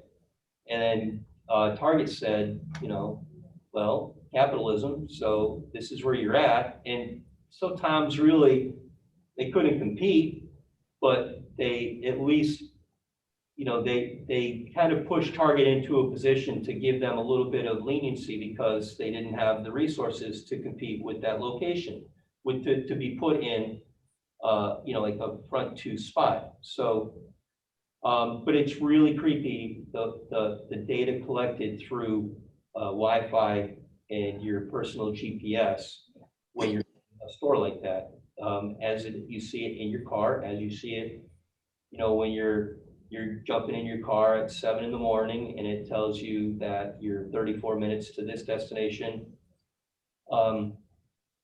Sometimes I intentionally just go the wrong way, just to kind of mess with it a little bit so it breaks up that algorithm, but I'm a real rebel. It makes me not want to go home. So you just drive around aimlessly to throw it off your scent, right? Okay, so we talked about, just to get back to our data sources, right? So the biggies you want to consider as a leader is the access you have to data, and there's kind of a 3-phase piece to that, because you might not have access to everything. Is everybody, most folks, we've got Augie and Ray's over here, a couple of guys, hamburger stand, their grandnephews own it now, I think, right? Chris and Mike. But they're running off an old cash register that doesn't even have a computer attached to it. It's basically a calculator with a box underneath it, and they are mobbed. The foot traffic's incredible, their lunch traffic, and Elise, I mean, they're literally, are you over here in East Hartford? Mhm. You can probably see it from one of the parking lots over there. I mean, they Yeah. used to clean up when Pratt was massive. So anyway, not more than 20 yards across the street is a Wendy's. Wendy's sells hamburgers, Wendy's sells French fries. Now Wendy's has breakfast, Augie's has breakfast too, right? So you've got two companies that pretty much do the same thing, right? Now, do you think Augie and Ray's has the same marketing budget as Wendy's? How do they compete? How are they competing? I think I would say more like word of mouth and just their reputation for being around so long. Customer base, consistent customer base. Right, and probably the relationships that they build that then go to the customer base. Into the community too. Yep. Like we almost feel an allegiance over here that we need to go to Augie and Ray's. So, you're all absolutely right. So from a data collection standpoint, right? Does Augie and Ray's have the same capability as Wendy's when it comes to collecting data? And for those of you that don't know, it's probably a 1,200 square foot kitchen counter, no tables to sit, a few outside, but you order, you stand up, you're like 3 or 4 deep in, you yell your order. They practice all safe food handling because they count their money and then they grab the burger off the stack. When I was a kid, it's like the same, the only thing that's different are the people, but the look, the smell, Yep. everything's the same from when I was a kid. Well, right, because the kids now have Yeah. that, so that a younger generation took it over, but they're more, it's much more of a, kind of an owner loyalty piece. So if they would have an owner loyalty card, they would be able to start tracking, and they could send us little notifications like Hannah gets, hey, it's time for your coffee, get those things, like I get my Dunkin' flag, because they know what I get every time I'm there, and then they'll send me a notification, hey, why don't you try this one now?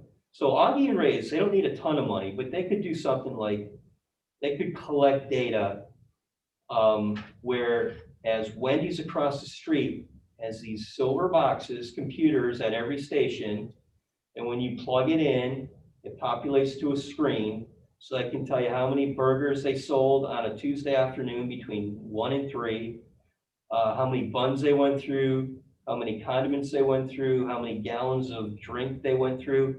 They can do that. So they can then do a predictive measurement to how they're gonna basically serve the rest of the week, right?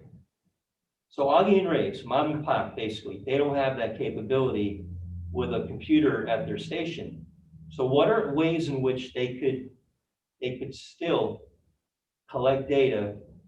Or what are some means in which they could be a little more, I guess, successful with their ability to profit off of their data, monetize it?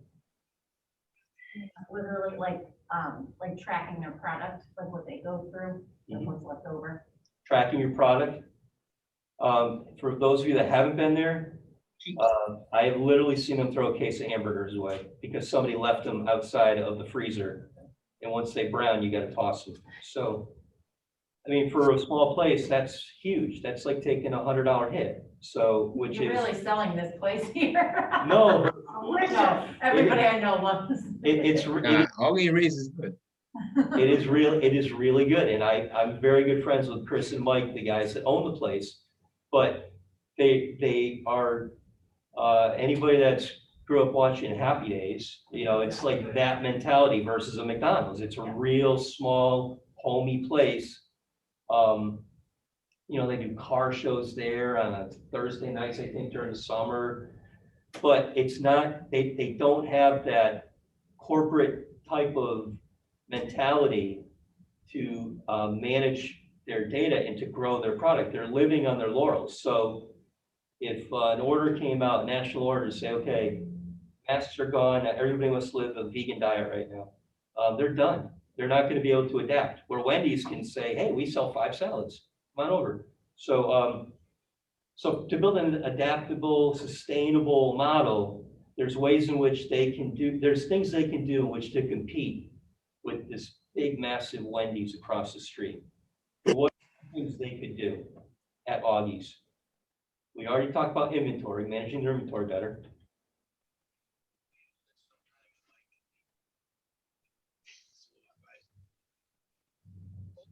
Creating like I don't know if they have this or not, if they have a social media accounts and stuff like that, and that's another way they could track things. Great point. You know how they just got one of the, anybody familiar with Barstool Sports? Yeah, they got a grant. Oh, they got a grant? They got a grant. Oh. So the owner of Barstool Sports calls him up, calls Chris Costello up, one of the owners, and said, hey, congratulations, we got the award. Now, exactly to your point, if they had a social media account, that would be all over, and places would tag it, pick it up, repost it, right?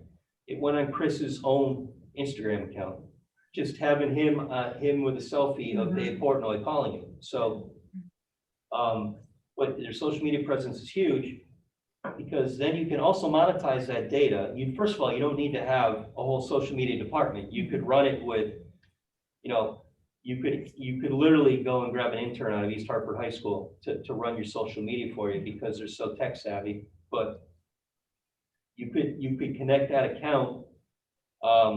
You could use it to do promotional items, to do, you know, Tuesday is half off the Shine Burger. They named a burger after our president. So things like that. But you're right. Social media is a very inexpensive way to get in the game and basically increase the amount of data you're collecting on your customers. So excellent point. To that point, like old school wise, couldn't you kind of track like your finances and be like, okay, like Wednesdays and Thursdays are our big day, and like turn it around that way and do promote, like for sort of data capture in a sense? Absolutely. Like when you bring in your most? Absolutely. You're still, and you're still collecting data. Yeah. But everybody hear that about just looking at your revenue at the end of the day? Okay. So that's more of the, don't tell me the journey, tell me the destination, right? So you can see at the end of the day, hey, I made $400 today. Well, how do we do it? You know, we had the senior circuit came over on a bus and we sold, you know, 20 hot dogs. But you really, if you go backwards that way, you can track it, but you really need to be at the point where you can track it hourly. Yeah. Because that's also a staffing thing. You might know that you made $400, but maybe 200 of that came at breakfast between 7 and 10.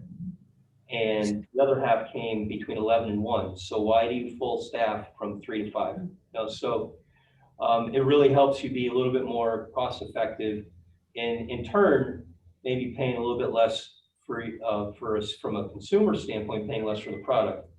But one of the other piece that we're looking at revenue, the inventory and the revenue tie in. That's one of the biggest killers of a restaurant is like, and not just because I watch a lot of Chef Ramsay, but because people waste money on food that has a limited shelf life and they have to unload it. So if you have a good inventory system in place where you know, I'll give you another example. So I oversee the food pantry on campus here. And we've switched over to we've created an automated menu. So we know the items. When we go to Food Share and say that we need these items, we know what has come off our shelves and what we need to replace that, not based on a ledger or based on the number of customers we serve, but based on the actual food that left the shelf and went into the bag. So for perishables, that's extremely important because they have a time shelf life. So we know we have algorithms built up to say eggs, milk, poultry, fish, it needs to be within 72 hours of the day that we log it in, it's got to go out. Now, if we didn't have that built in, every day we would have to be back there looking and just going through the freezer and making sure everything was okay and going through the fridge. So that's not very cost effective. It's the resources that we're relying. We could use AI, artificial intelligence, to do something that we're paying a work study student or an employee to do. So it really comes down to being more effective, and we're not wasting food by creating an automated menu. So we've gone digital in a way in which to speed things up, so we're not leaving perishables on a shelf. So there's many reasons why we do that. But from Augie and Ray's perspective, most of the inventory is done by, kind of just like a gut and an eyesight. Like we've done this, we're normally busier on Wednesdays. We have the car show on Thursdays. Let's bring in another 100 hamburgers. So there's not a science to it. And I really have talked to the owners about this, of just, when we talk about data, and I've mentioned it briefly before, if I put, anybody walk into a store and hear a chime go off, right? So what does that chime do? It's got two parts. How many people enter, right? Traffic. How many people, so you basically, at the end of the day, you divide it in half and you know how many people walked in because they have to leave, right? So, but also, and it lets you know somebody's in the store. So if you do cut your staff down to have a smaller crew and somebody's back taking inventory and they hear the bell, they can come out and help the customer. So that's one way in which you can count your foot traffic. The second way is everybody now can have a Ring doorbell or a closed circuit camera put up in the corner of a room somewhere. And you count, you look at the number of people that walk in and how many, and you can even have it to see where you can break it down on a camera to see if they're buying hamburgers or hot dogs. But anyway, what kind of data would that be? Is that internal or external data? Looking at closed circuit television. Oh, internal, right? It is internal. Is it structured or unstructured? It's unstructured. Unstructured, I would say. Unstructured. Unstructured data, because we're gonna have to take that data and synthesize it. Everybody know what synthesize means? We're gonna have to we're gonna have to watch that video, and we're gonna have to look at it and break it down and come up with data columns which we think are pertinent. We can count the number of customers that come in, when they come in, how long they stay for, what they're ordering to a degree. We can see, if it's a hamburger or hot dog, we can probably delineate that. So it gives us the opportunity, just by having a simple camera in there and having somebody spending maybe an hour of their time during the slow time of the day to look at how many people walk through the door. So in a lot of stores will do that, small little stores will do that. where they'll have security cameras on their outside of their store, twofold, obviously for security, but also it'll count the number of people that walk by your store.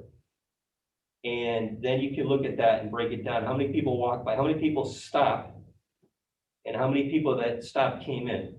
So you can then start to look at, you can develop a predictive model saying that if 100 people walk by my store and 40 of them stop and 20 of them come in, that means, and of the ones that come in, 10 of them buy, that if I want to sell 10 items, I need to have 100 customers walk by. That's a predictive model that you can build based on traffic that you're watching through your closed circuit, and then you just synthesize it down to the categories that you're looking to solve for. So again, data is so wide, but you don't realize how every one of us uses it every single day. And not just on our smartphones, not just on our TVs or our computers, but we're making decisions, not with our guts, but with our heads based on either historical reference, things that we've encountered. It's just so much easier right now. I'm trying to remember the comedian that just talked about this, but he said, I know, maybe it was David Spade, but he said, do you remember the time when people would ask you a question and what would happen if you didn't know the answer? Anybody remember that? So if I asked you guys a question, if I said right now, how tall is the Hoover Dam? What's our inclination to do? Google it. Google's exactly. So, but what had happened before we had these devices handy? If I said, how tall is the Hoover Dam? First of all, you look at me like I'm some psycho, like who cares? Who cares how high, what are you trying to blow it up? You know, who cares? But there was that period where we actually, you know, had to just live with not knowing it. And now we're in a microwave society where we have to have the answer immediately. And it's really going to bug us if we don't know the answer immediately, because we know that the answer is at the end of our hand. We know that we can find that answer. So having that convenience / inconvenience also allows for us to have much more of a resource library available when we're making decisions. So like Maria in HR, there's probably 100 data points that have to be on a resume before it actually vets to that first level, I'm guessing, right? I mean, Not at my university because we're really not very good with technology, but I think in general, absolutely yes. And if you have a good applicant tracking system, it is going to need to pull out certain keywords for it to pass particular levels, I suppose, yeah. and then, so the artificial intelligence really vets a resume, vets it extremely well, looking for keywords that align with the job description. Now, unfortunately, then they leave it up to us humans to totally blow it by getting personal and asking stupid questions and not really getting a good indication if that candidate's strong enough. Yet artificial intelligence, which is more right than we are as human beings, told us that this is a very good match for your position based on what you want. But the human element is the thing that kind of muddies the water. So that's why when we look at artificial intelligence 20 years from now is probably going to replace, probably a quarter of the jobs that are out there right now, where there's a good article, and I'm not sure if I posted it in the one of the weeks coming up, but auto manufacturer they use artificial intelligence. Basically, it looks like something out of a Marvel movie where they build these like super strength suits for these line workers for the auto manufacturer, and artificial intelligence does the lifting and the calculating and calibrating, and it's just left up to the person that's in the suit to manipulate certain movements, really, kind of low risk, high reward type movements where the person's not going to flip a car on the super strength or anything, but it's pretty neat because they really don't want to lose the jobs to artificial intelligence, but to stay productive and keep their costs down, they have to rely on artificial intelligence to assist in the manufacturing of the automobiles. So maybe it's Volkswagen, I'm not sure, but I think I posted it at some point, and it's a short video.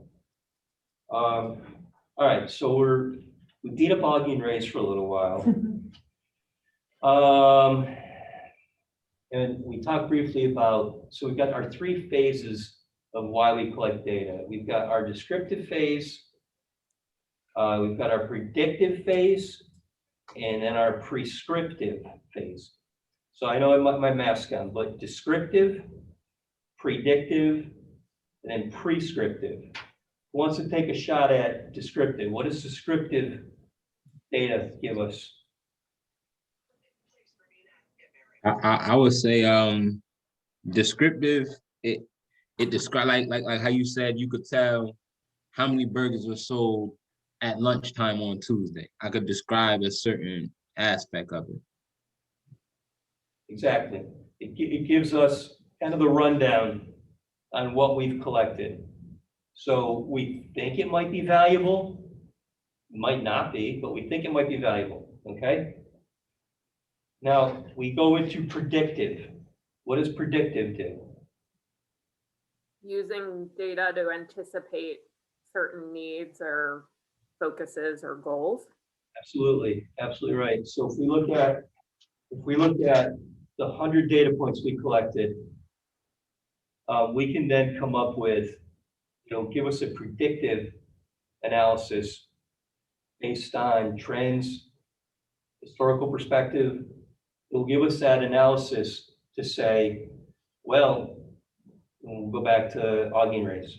So between 1 and 3, you sold 74 hamburgers on Monday.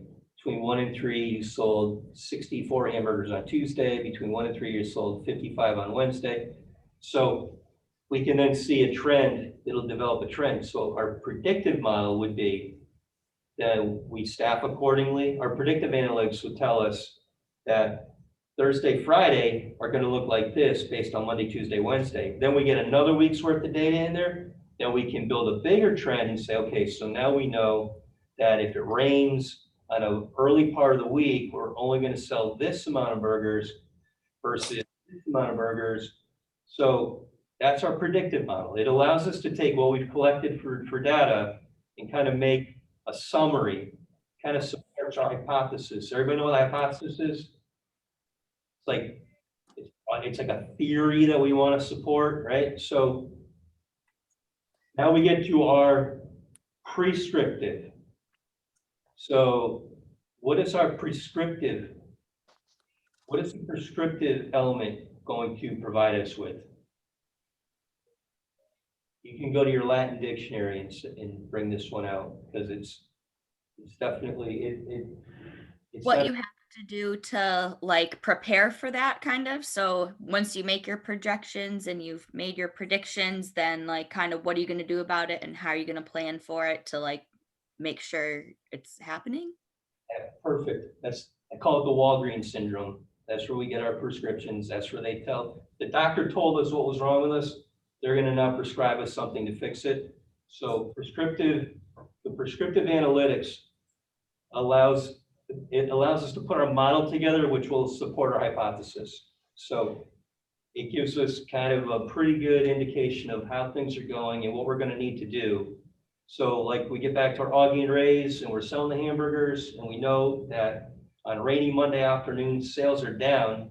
A prescriptive analysis would say, when it rains, send people home at 2. So it's going to save our bottom line. It's allowing us to monetize that data by making money off of an analysis.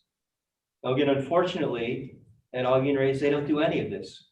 So, and they're going to continue to pass the cost on to the customer because they don't really have a mechanism in place to build a model to analyze and create a predictive analysis because they don't have the resources. But again, very simple things they can do to build that model, not super elaborate. And what they do is not in line with what Wendy's does, but Wendy's has, you know, $1 billion to blow, where Augie and Ray is literally on a shoestring budget during the pandemic. So, so you got your predictive, which kind of gives you the trend, and the prescriptive is going to give you the solution of how you should build that. And it's all part, when you're building your strategy model, and we talked about Simon Sinek, you begin with the why. Why am I doing this? Why am I collecting people's phone numbers? Why am I collecting people's home addresses? Am I going to do anything with that? How will I benefit from that? So you always want to look at the why when you're putting your strategic model together. And you guys are going to be so sick of hearing about that when we get to, as we're talking about the Starbucks model and we're putting our projects together. But again, spoiler alert, we don't really know if that question was asked. And it's up to you and your teams to really break that down as to why. What was the benefit of that purchase? What was the benefit of that acquisition? Was it ego driven? Was it fiscally driven? So, but I personally, like, I'm a Dunkin' person. I never was a big Starbucks guy. Sorry, Hannah. It's okay, all right, we can still be friends. Yeah, I'm more Dunks. See, that's the mass thing. That's like you guys Massachusetts, I know. But it was the image of Dr. Evil comes into my head every time of just wanting to conquer the world, and that's really what Starbucks mentality was. So, and if you look at what we just talked about with descriptive, predictive, and prescriptive, when you have descriptive, predictive, prescriptive, you just shake your head like, okay, I understand that, but did somebody before they spent $683 million kind of go through and check those boxes? Because it doesn't make a lot of sense. So anyway, let's talk about, give me an example. This is kind of going to preface our discussion board. Give me an example of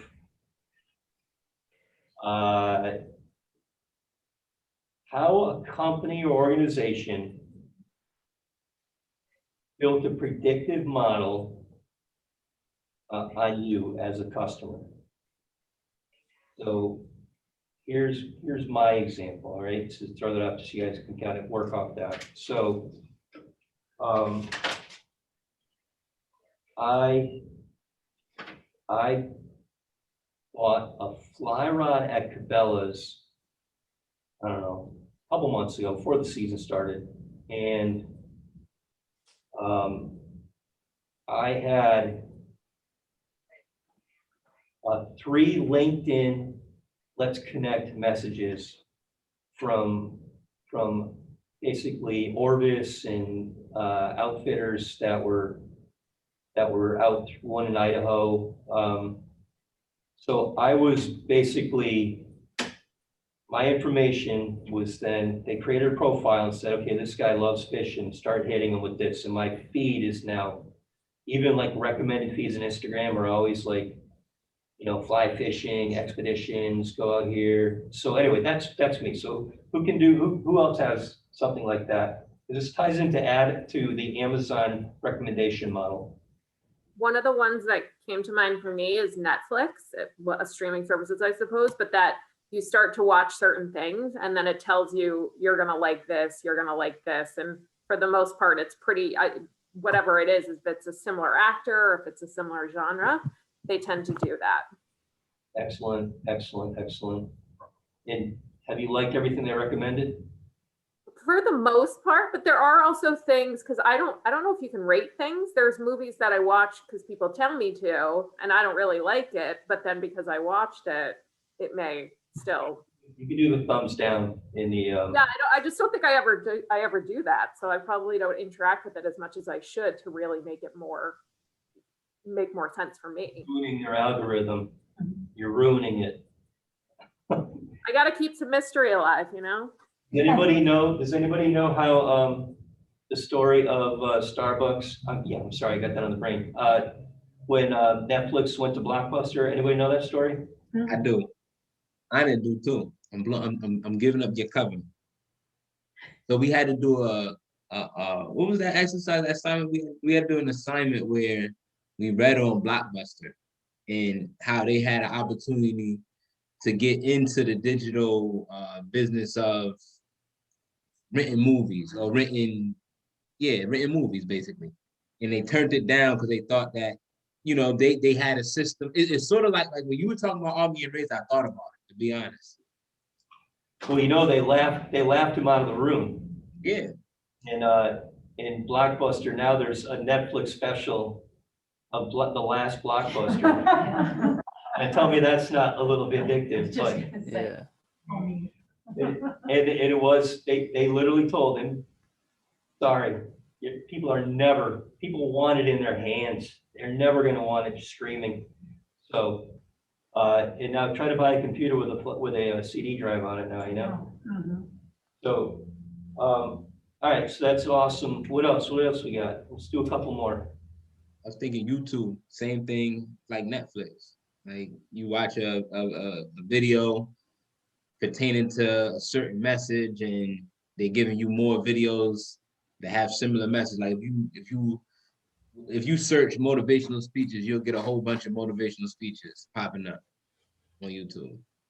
For those of you who haven't watched the Social Dilemma, there's a gentleman that's somebody, he created something, but and he said that the worst thing you can do is watch a recommended video that the algorithm recommends for you.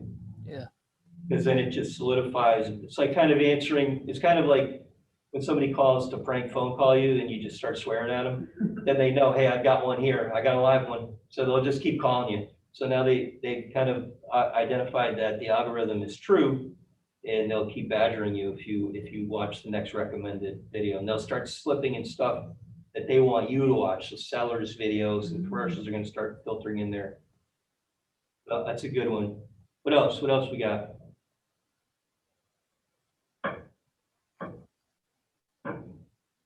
Elise, you're muted. I saw your mouth moving. I'm like, we've got something going on. When I Oh, bought my house, I ended up getting bombarded with like so many things. It's like, whoa, you need a credit card? Oh, how about this? We give you a coupon. How about this? How about this? How about this? Getting them in the mail and my email somehow. And I think it might have been too when I changed my address with the post office. Somehow I ended up getting like enlisted in all these things.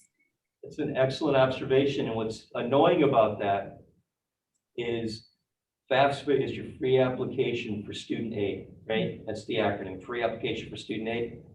They should not be selling your information.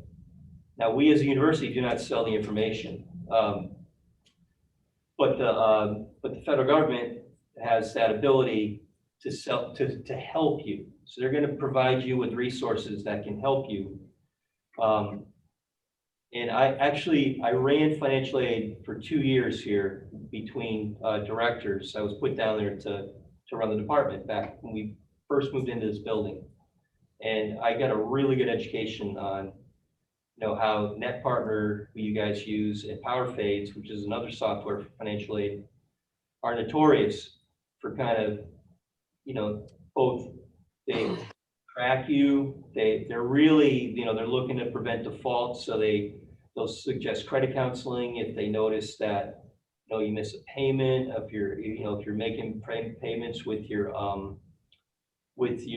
Sally Mae and you're doing the interest free. I mean, they really track that stuff, and it's pathetic, but there again, it's in the guise of helping you, which I don't know if the government's really into helping us, but they're certainly benefiting off that because they're not giving that away. They're selling information, which is, again, frustrating, but excellent point on the federal side. So we're going to pay for Netflix and YouTube subscriptions all day long. So they're going to take our data because we don't agree to, or I'm sorry, we don't disagree with the acknowledgement we just click the button so we can watch that video.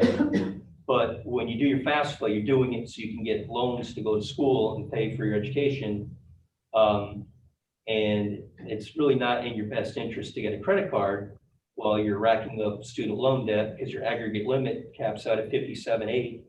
And that goes by quick. So I'm off my financial aid soapbox. So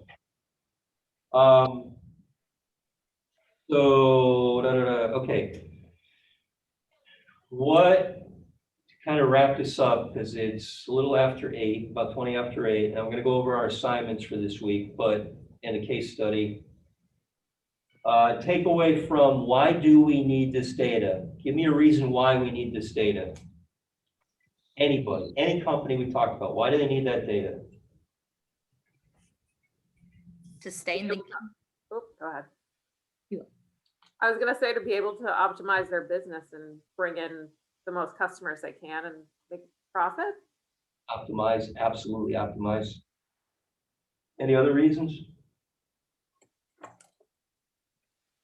To compete with other, I don't know, I guess other of the same businesses in a specific industry. Absolutely. Kind of in your world, what do you guys manufacture? So we do optics. I don't know if I mentioned this before, but one of the jobs that we actually had was the windows that went into the SpaceX capsule. Oh, wow. So, yeah. Kind of I'll do the kind of the Pratt manufacturing side of things, but they use Rolls-Royce engines for their C-130s that kind of buzz here every now and then. Yeah.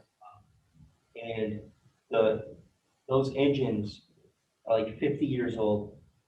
And you would think, holy cow, I mean, you could do any better than a 50-year-old engine, but they run like they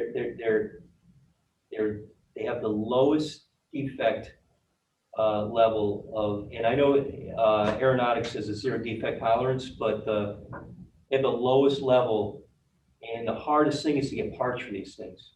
So it's these mom and pops and these little manufacturing shops they go up to make these specific parts for Rolls-Royce. So you're getting a Rolls-Royce engine, but your parts are from a number of different suppliers. Yeah.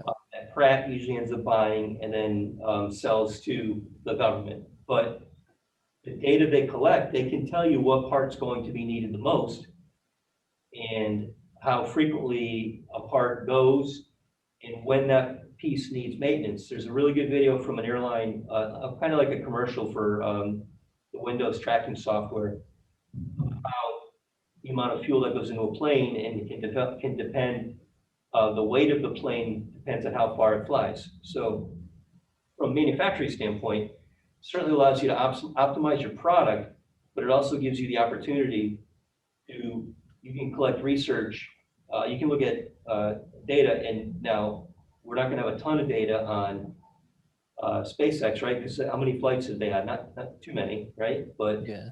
it will be one of the, in the next 10 years is probably gonna be larger than NASA, the way they're going. So, Yeah. So you're gonna have that data of like tensile strength and different identifiers that are going to allow for you to make a better product, which in turn, a competitor can't come in and take that from you. So it is certainly to optimize. It's to create a better operations model and create a better product based on a predictive model from historical data and your own stuff. So is everybody's head spinning talking about data tonight, or do we all kind of have a pretty good grasp on it, or is it what you expected? Not as Yeah. bad. Not as bad. So we talk about the case studies. I think it's, Eric, when you mentioned the doorbell, right, like for a small business, like to use, like I have never thought of that as data, like that could be used as data. To me, I'm like it's a welcome, right? As a customer, I'm like, oh, they're happy I'm here. Exactly. Right, so as soon as you said that, I think my brain was like, it's not what I thought data was going to be, or what maybe the way I use this data. So I wrote that down. Because it's a mechanism in which to Yeah, collect yeah, it, which right. which, Never would have thought of that, so. Another piece, we all remember the unfortunate marathon bombings, right, from 8 years ago, I think it was, but the FBI actually used department store surveillance to track the individuals, to track movement and to determine the whereabouts of the individuals. So, but it really was going through several different stores. Not everybody had surveillance cameras, or at least positioned onto the street.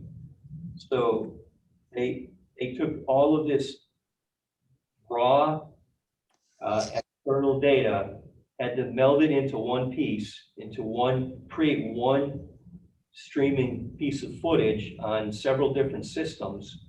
But they analyzed that data and they they extracted the pieces they needed, not only to use it to identify the individuals that did it, but to identify the people that were injured. It's pretty interesting because you just look at, that was looked at as a big, Hollywood, it turned into a movie, like, oh, well, there's a couple of hero cops and then this and that. But no, it was these behind the scenes folks reading and looking at data and basically creating a model. And even if you look at these FBI profilers, they use data to develop characteristics based on a great Netflix series, by the way, Night Stalker, where it talks about the two detectives that track these folks down, the Night Stalker down in LA in like '84. But in how they actually used like a shoe print and came up with, analyzed that shoe across thousands of different shoe soles, and they kind of were able to create a composite. But really interesting stuff. But data isn't just pulling something off your computer.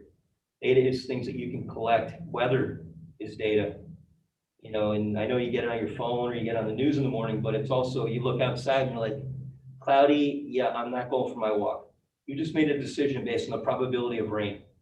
That's all. You use data to do it, whether you like it or not. So it's good stuff. I think you're gonna like it. We talk about this for the next 2 months. And we obviously get into more detail and different things. We talk about different case studies and I swear Hannah will be off of Starbucks by the time we're done with this semester because she's gonna be so sick of hearing about it. But Rebel Nine, I've been a Rebel Nine. I haven't been there yet. Oh, it's Is it great. Yeah, it's super great. good? Super great. The food's great, the drinks are great, coffee's good, it's good. Okay, so anybody downloaded their case study, the Tavana case study? I bet those two girls in the room have. No, I actually haven't. Uh, Anna probably has. I have right here. I'm trying to find it. Where would I go? It's in a binder, Maria, already. No, I'm not surprised, Hannah. I'm not surprised. I'm sorry, somebody said I couldn't hear. Was everybody able to download it or no? I think No. Sal was looking to see where we could find it. Okay. Making fun of us. Eric, just so you know, they're making fun of us. Yeah. When I was in school, we called them the high flyers. The one that would sit up front, raise their hand all the time. That. Becca would call them overachievers, but she's not here tonight. Just in the back. Yeah, Kate's saying she's in the back only because we have social distancing guidelines. She's literally a row behind, so. I'm gonna pull it up. What I'll do tonight too, I'll upload it and I'll email it to you. All right, let's see.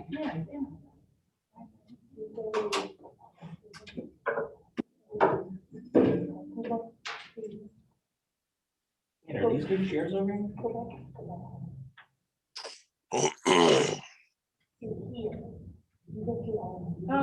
Yeah, that's right, okay.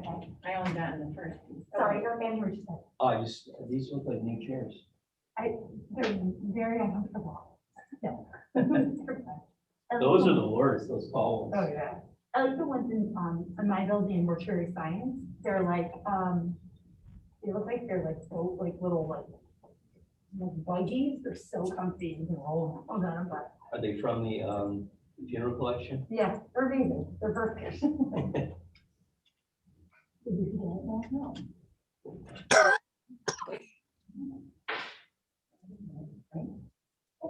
Go back.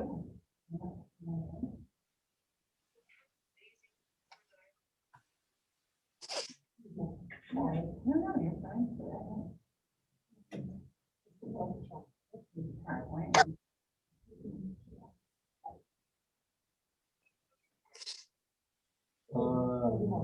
Project.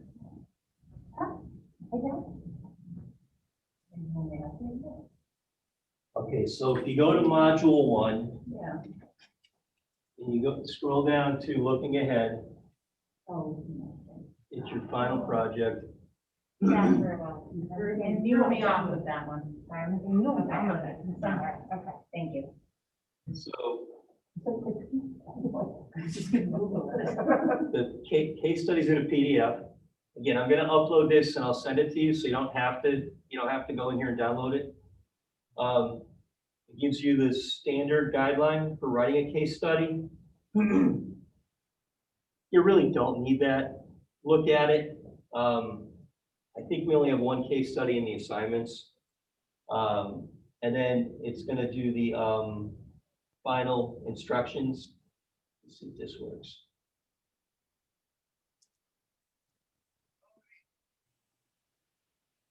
It's thinking. And it lays out for you the kind of what the presentation, how it stacks up week by week. I don't know why it's taking so long. I did. When I tried it this morning. It's doing the same thing? Yeah, Which one did you click in, the guidelines or Yeah, the, instructions? yeah, the OL 520. yeah, it did the same thing this morning.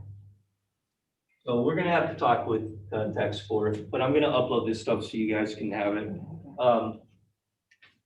But basically, read through your case study and start doing some research on on Starbucks in Tivana. Tivana was a mom and pop tea company that really tried to capture the Asian and European tea drinking experience. Tivana meets Starbucks, this monster coffee distributor that wants to dominate the world in the hot beverage industry. So that's kind of the case study that I'll send that over to you guys tonight. Still thinking. And then for our assignments this week, you've got our discussion board. Okay, your first quiz of the semester. When are discussion board initial posts due? Saturday. Yeah. Saturday. Saturday by midnight. 11:59. Oh, 11:59. 11:59. Midnight, you late. Not midnight, not midnight. Well, if you really think about it, he grew up in the military, right? So if you didn't submit it by 11:40, 15 minutes, you're late. So Yeah. before 11:45. So 11:44. Cynthia, that was my dad. That's not me. I'm 11:46. No, I'm just kidding. So, and then when are our posts to our peers due? Tuesdays, 11:09. And our paper is due on Tuesday. Tuesday night, right? So this week, our case study is about the Amazon recommendation system. You got a little video there. Go back to our module.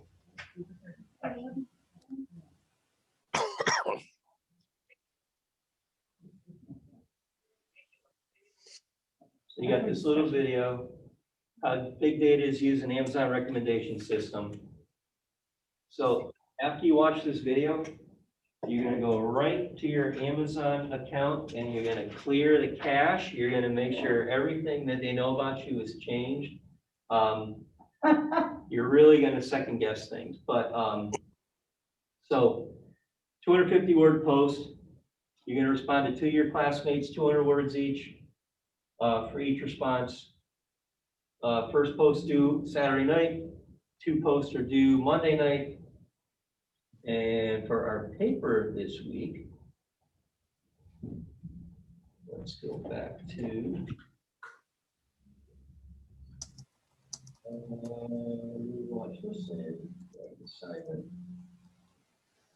Okay, now you'll notice, did Sandy go over with you guys about time estimation?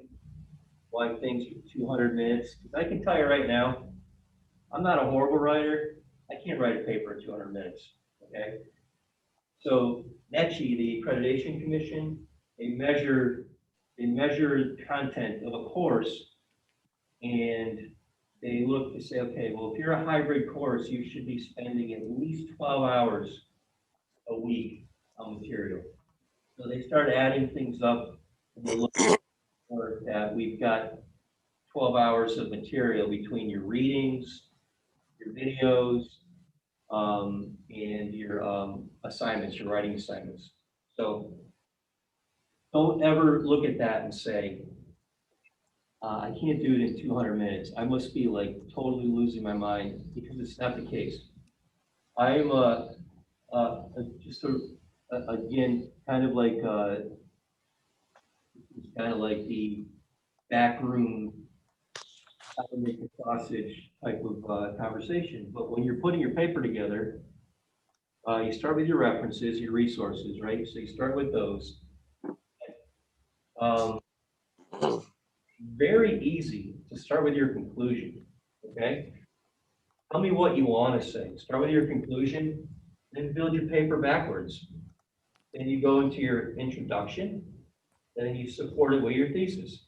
So tell me what you want to say, introduce that, and then build your thesis. But you need your references and your citations to do that. So it's much easier. And if you can do it in 200 minutes, congratulations, I tip my hat to you. But it's going to take you more time than 200 minutes. So don't ever put yourself up against that clock. That's a federal accreditation standard that they use to measure course material. This 200 minutes is 3 hours and 20 minutes, right? I think you're going to spend an hour of that alone just researching. A good 90 minutes putting together an outline, and then the last half hour. And that's if you submit it on one attempt. Never, unless it's at your 11:58, I've got to get this in, never submit it on your first attempt. Look it over, read it in the mirror, read it to somebody else. You're going to pick up words that you didn't think were in there, I promise you. It's just something that your eyes get tired. You've heard it 1,000 times in your head, so don't beat yourselves up. So read the Teavana case study, research Starbucks in Teavana. The case study will be what your final exam is based upon, so get familiar with it. Each student will submit Starbucks key strategic goals that led to the decision to acquire Teavana in a 2-page paper. So a 2-page paper to me, get halfway through the second page, and I'll call it 2 pages. And I'm not counting your reference sheet. That's a whole separate page, okay? So get me at least 1.5 pages of content, 12-point font, double spaced. That's probably, I don't know, 900 words-ish, not a lot. And below, there's grading rubrics here, which to me, this is like reading the ingredients of a granola bar, because they tell you all the stuff that's good for you, and how am I going to get 20 points? Well, if I'm clear and I communicate my understanding of the topic, it's like, don't overthink this stuff. You know, come from your heart and your head, do your research, and we'll talk about it. This isn't really, I'm not going to give you a 9.8 in communication understanding the topic because you use the pronoun they to describe Starbucks. It's going to happen. I guarantee you on half of your papers at least, you're going to talk about Starbucks as they, it, them. Always use some type of descriptive noun if you get tired of saying Starbucks, the coffee magnet or the, you know, the TC Corporation. So things like that, just get creative, but don't, try not to use the pronouns when you're describing something in APA. But this, again, this is part of the rubric to grade. I really don't put a ton of credibility into it. I'll use it, but I'm not gonna, you know, I'm not a stickler. I'm not down to the 0.8 points. Oops. Not on the screen there. So any questions on that? No, When is this due? Tuesday. Tuesday night, 11:59. All right, I got some work to do with IT. It's about 8:40, it's 10 minutes early. Sorry I kept you so long, but, anybody have any questions before we break? You made your first night. You got 7 classes left or 6? Made it. You got my email, my cell. Reach out if you need any help. I'm on campus. I'm here all the time, but physically on campus like 3 days a week, but always available through my phone or through my email. So recording will be posted probably tomorrow. And I will see you next week. On ground if you want, virtually if you choose. I really don't care. It's up to you guys, whatever you feel best. All right? Right. Well, let's say bye to Hannah and Kate. There you go. Bye, guys. Hey, friends. Bye. And All right, we'll see you guys later. Have a great week. You too. nice. Hey, bye. Take Thank care. you, bye-bye.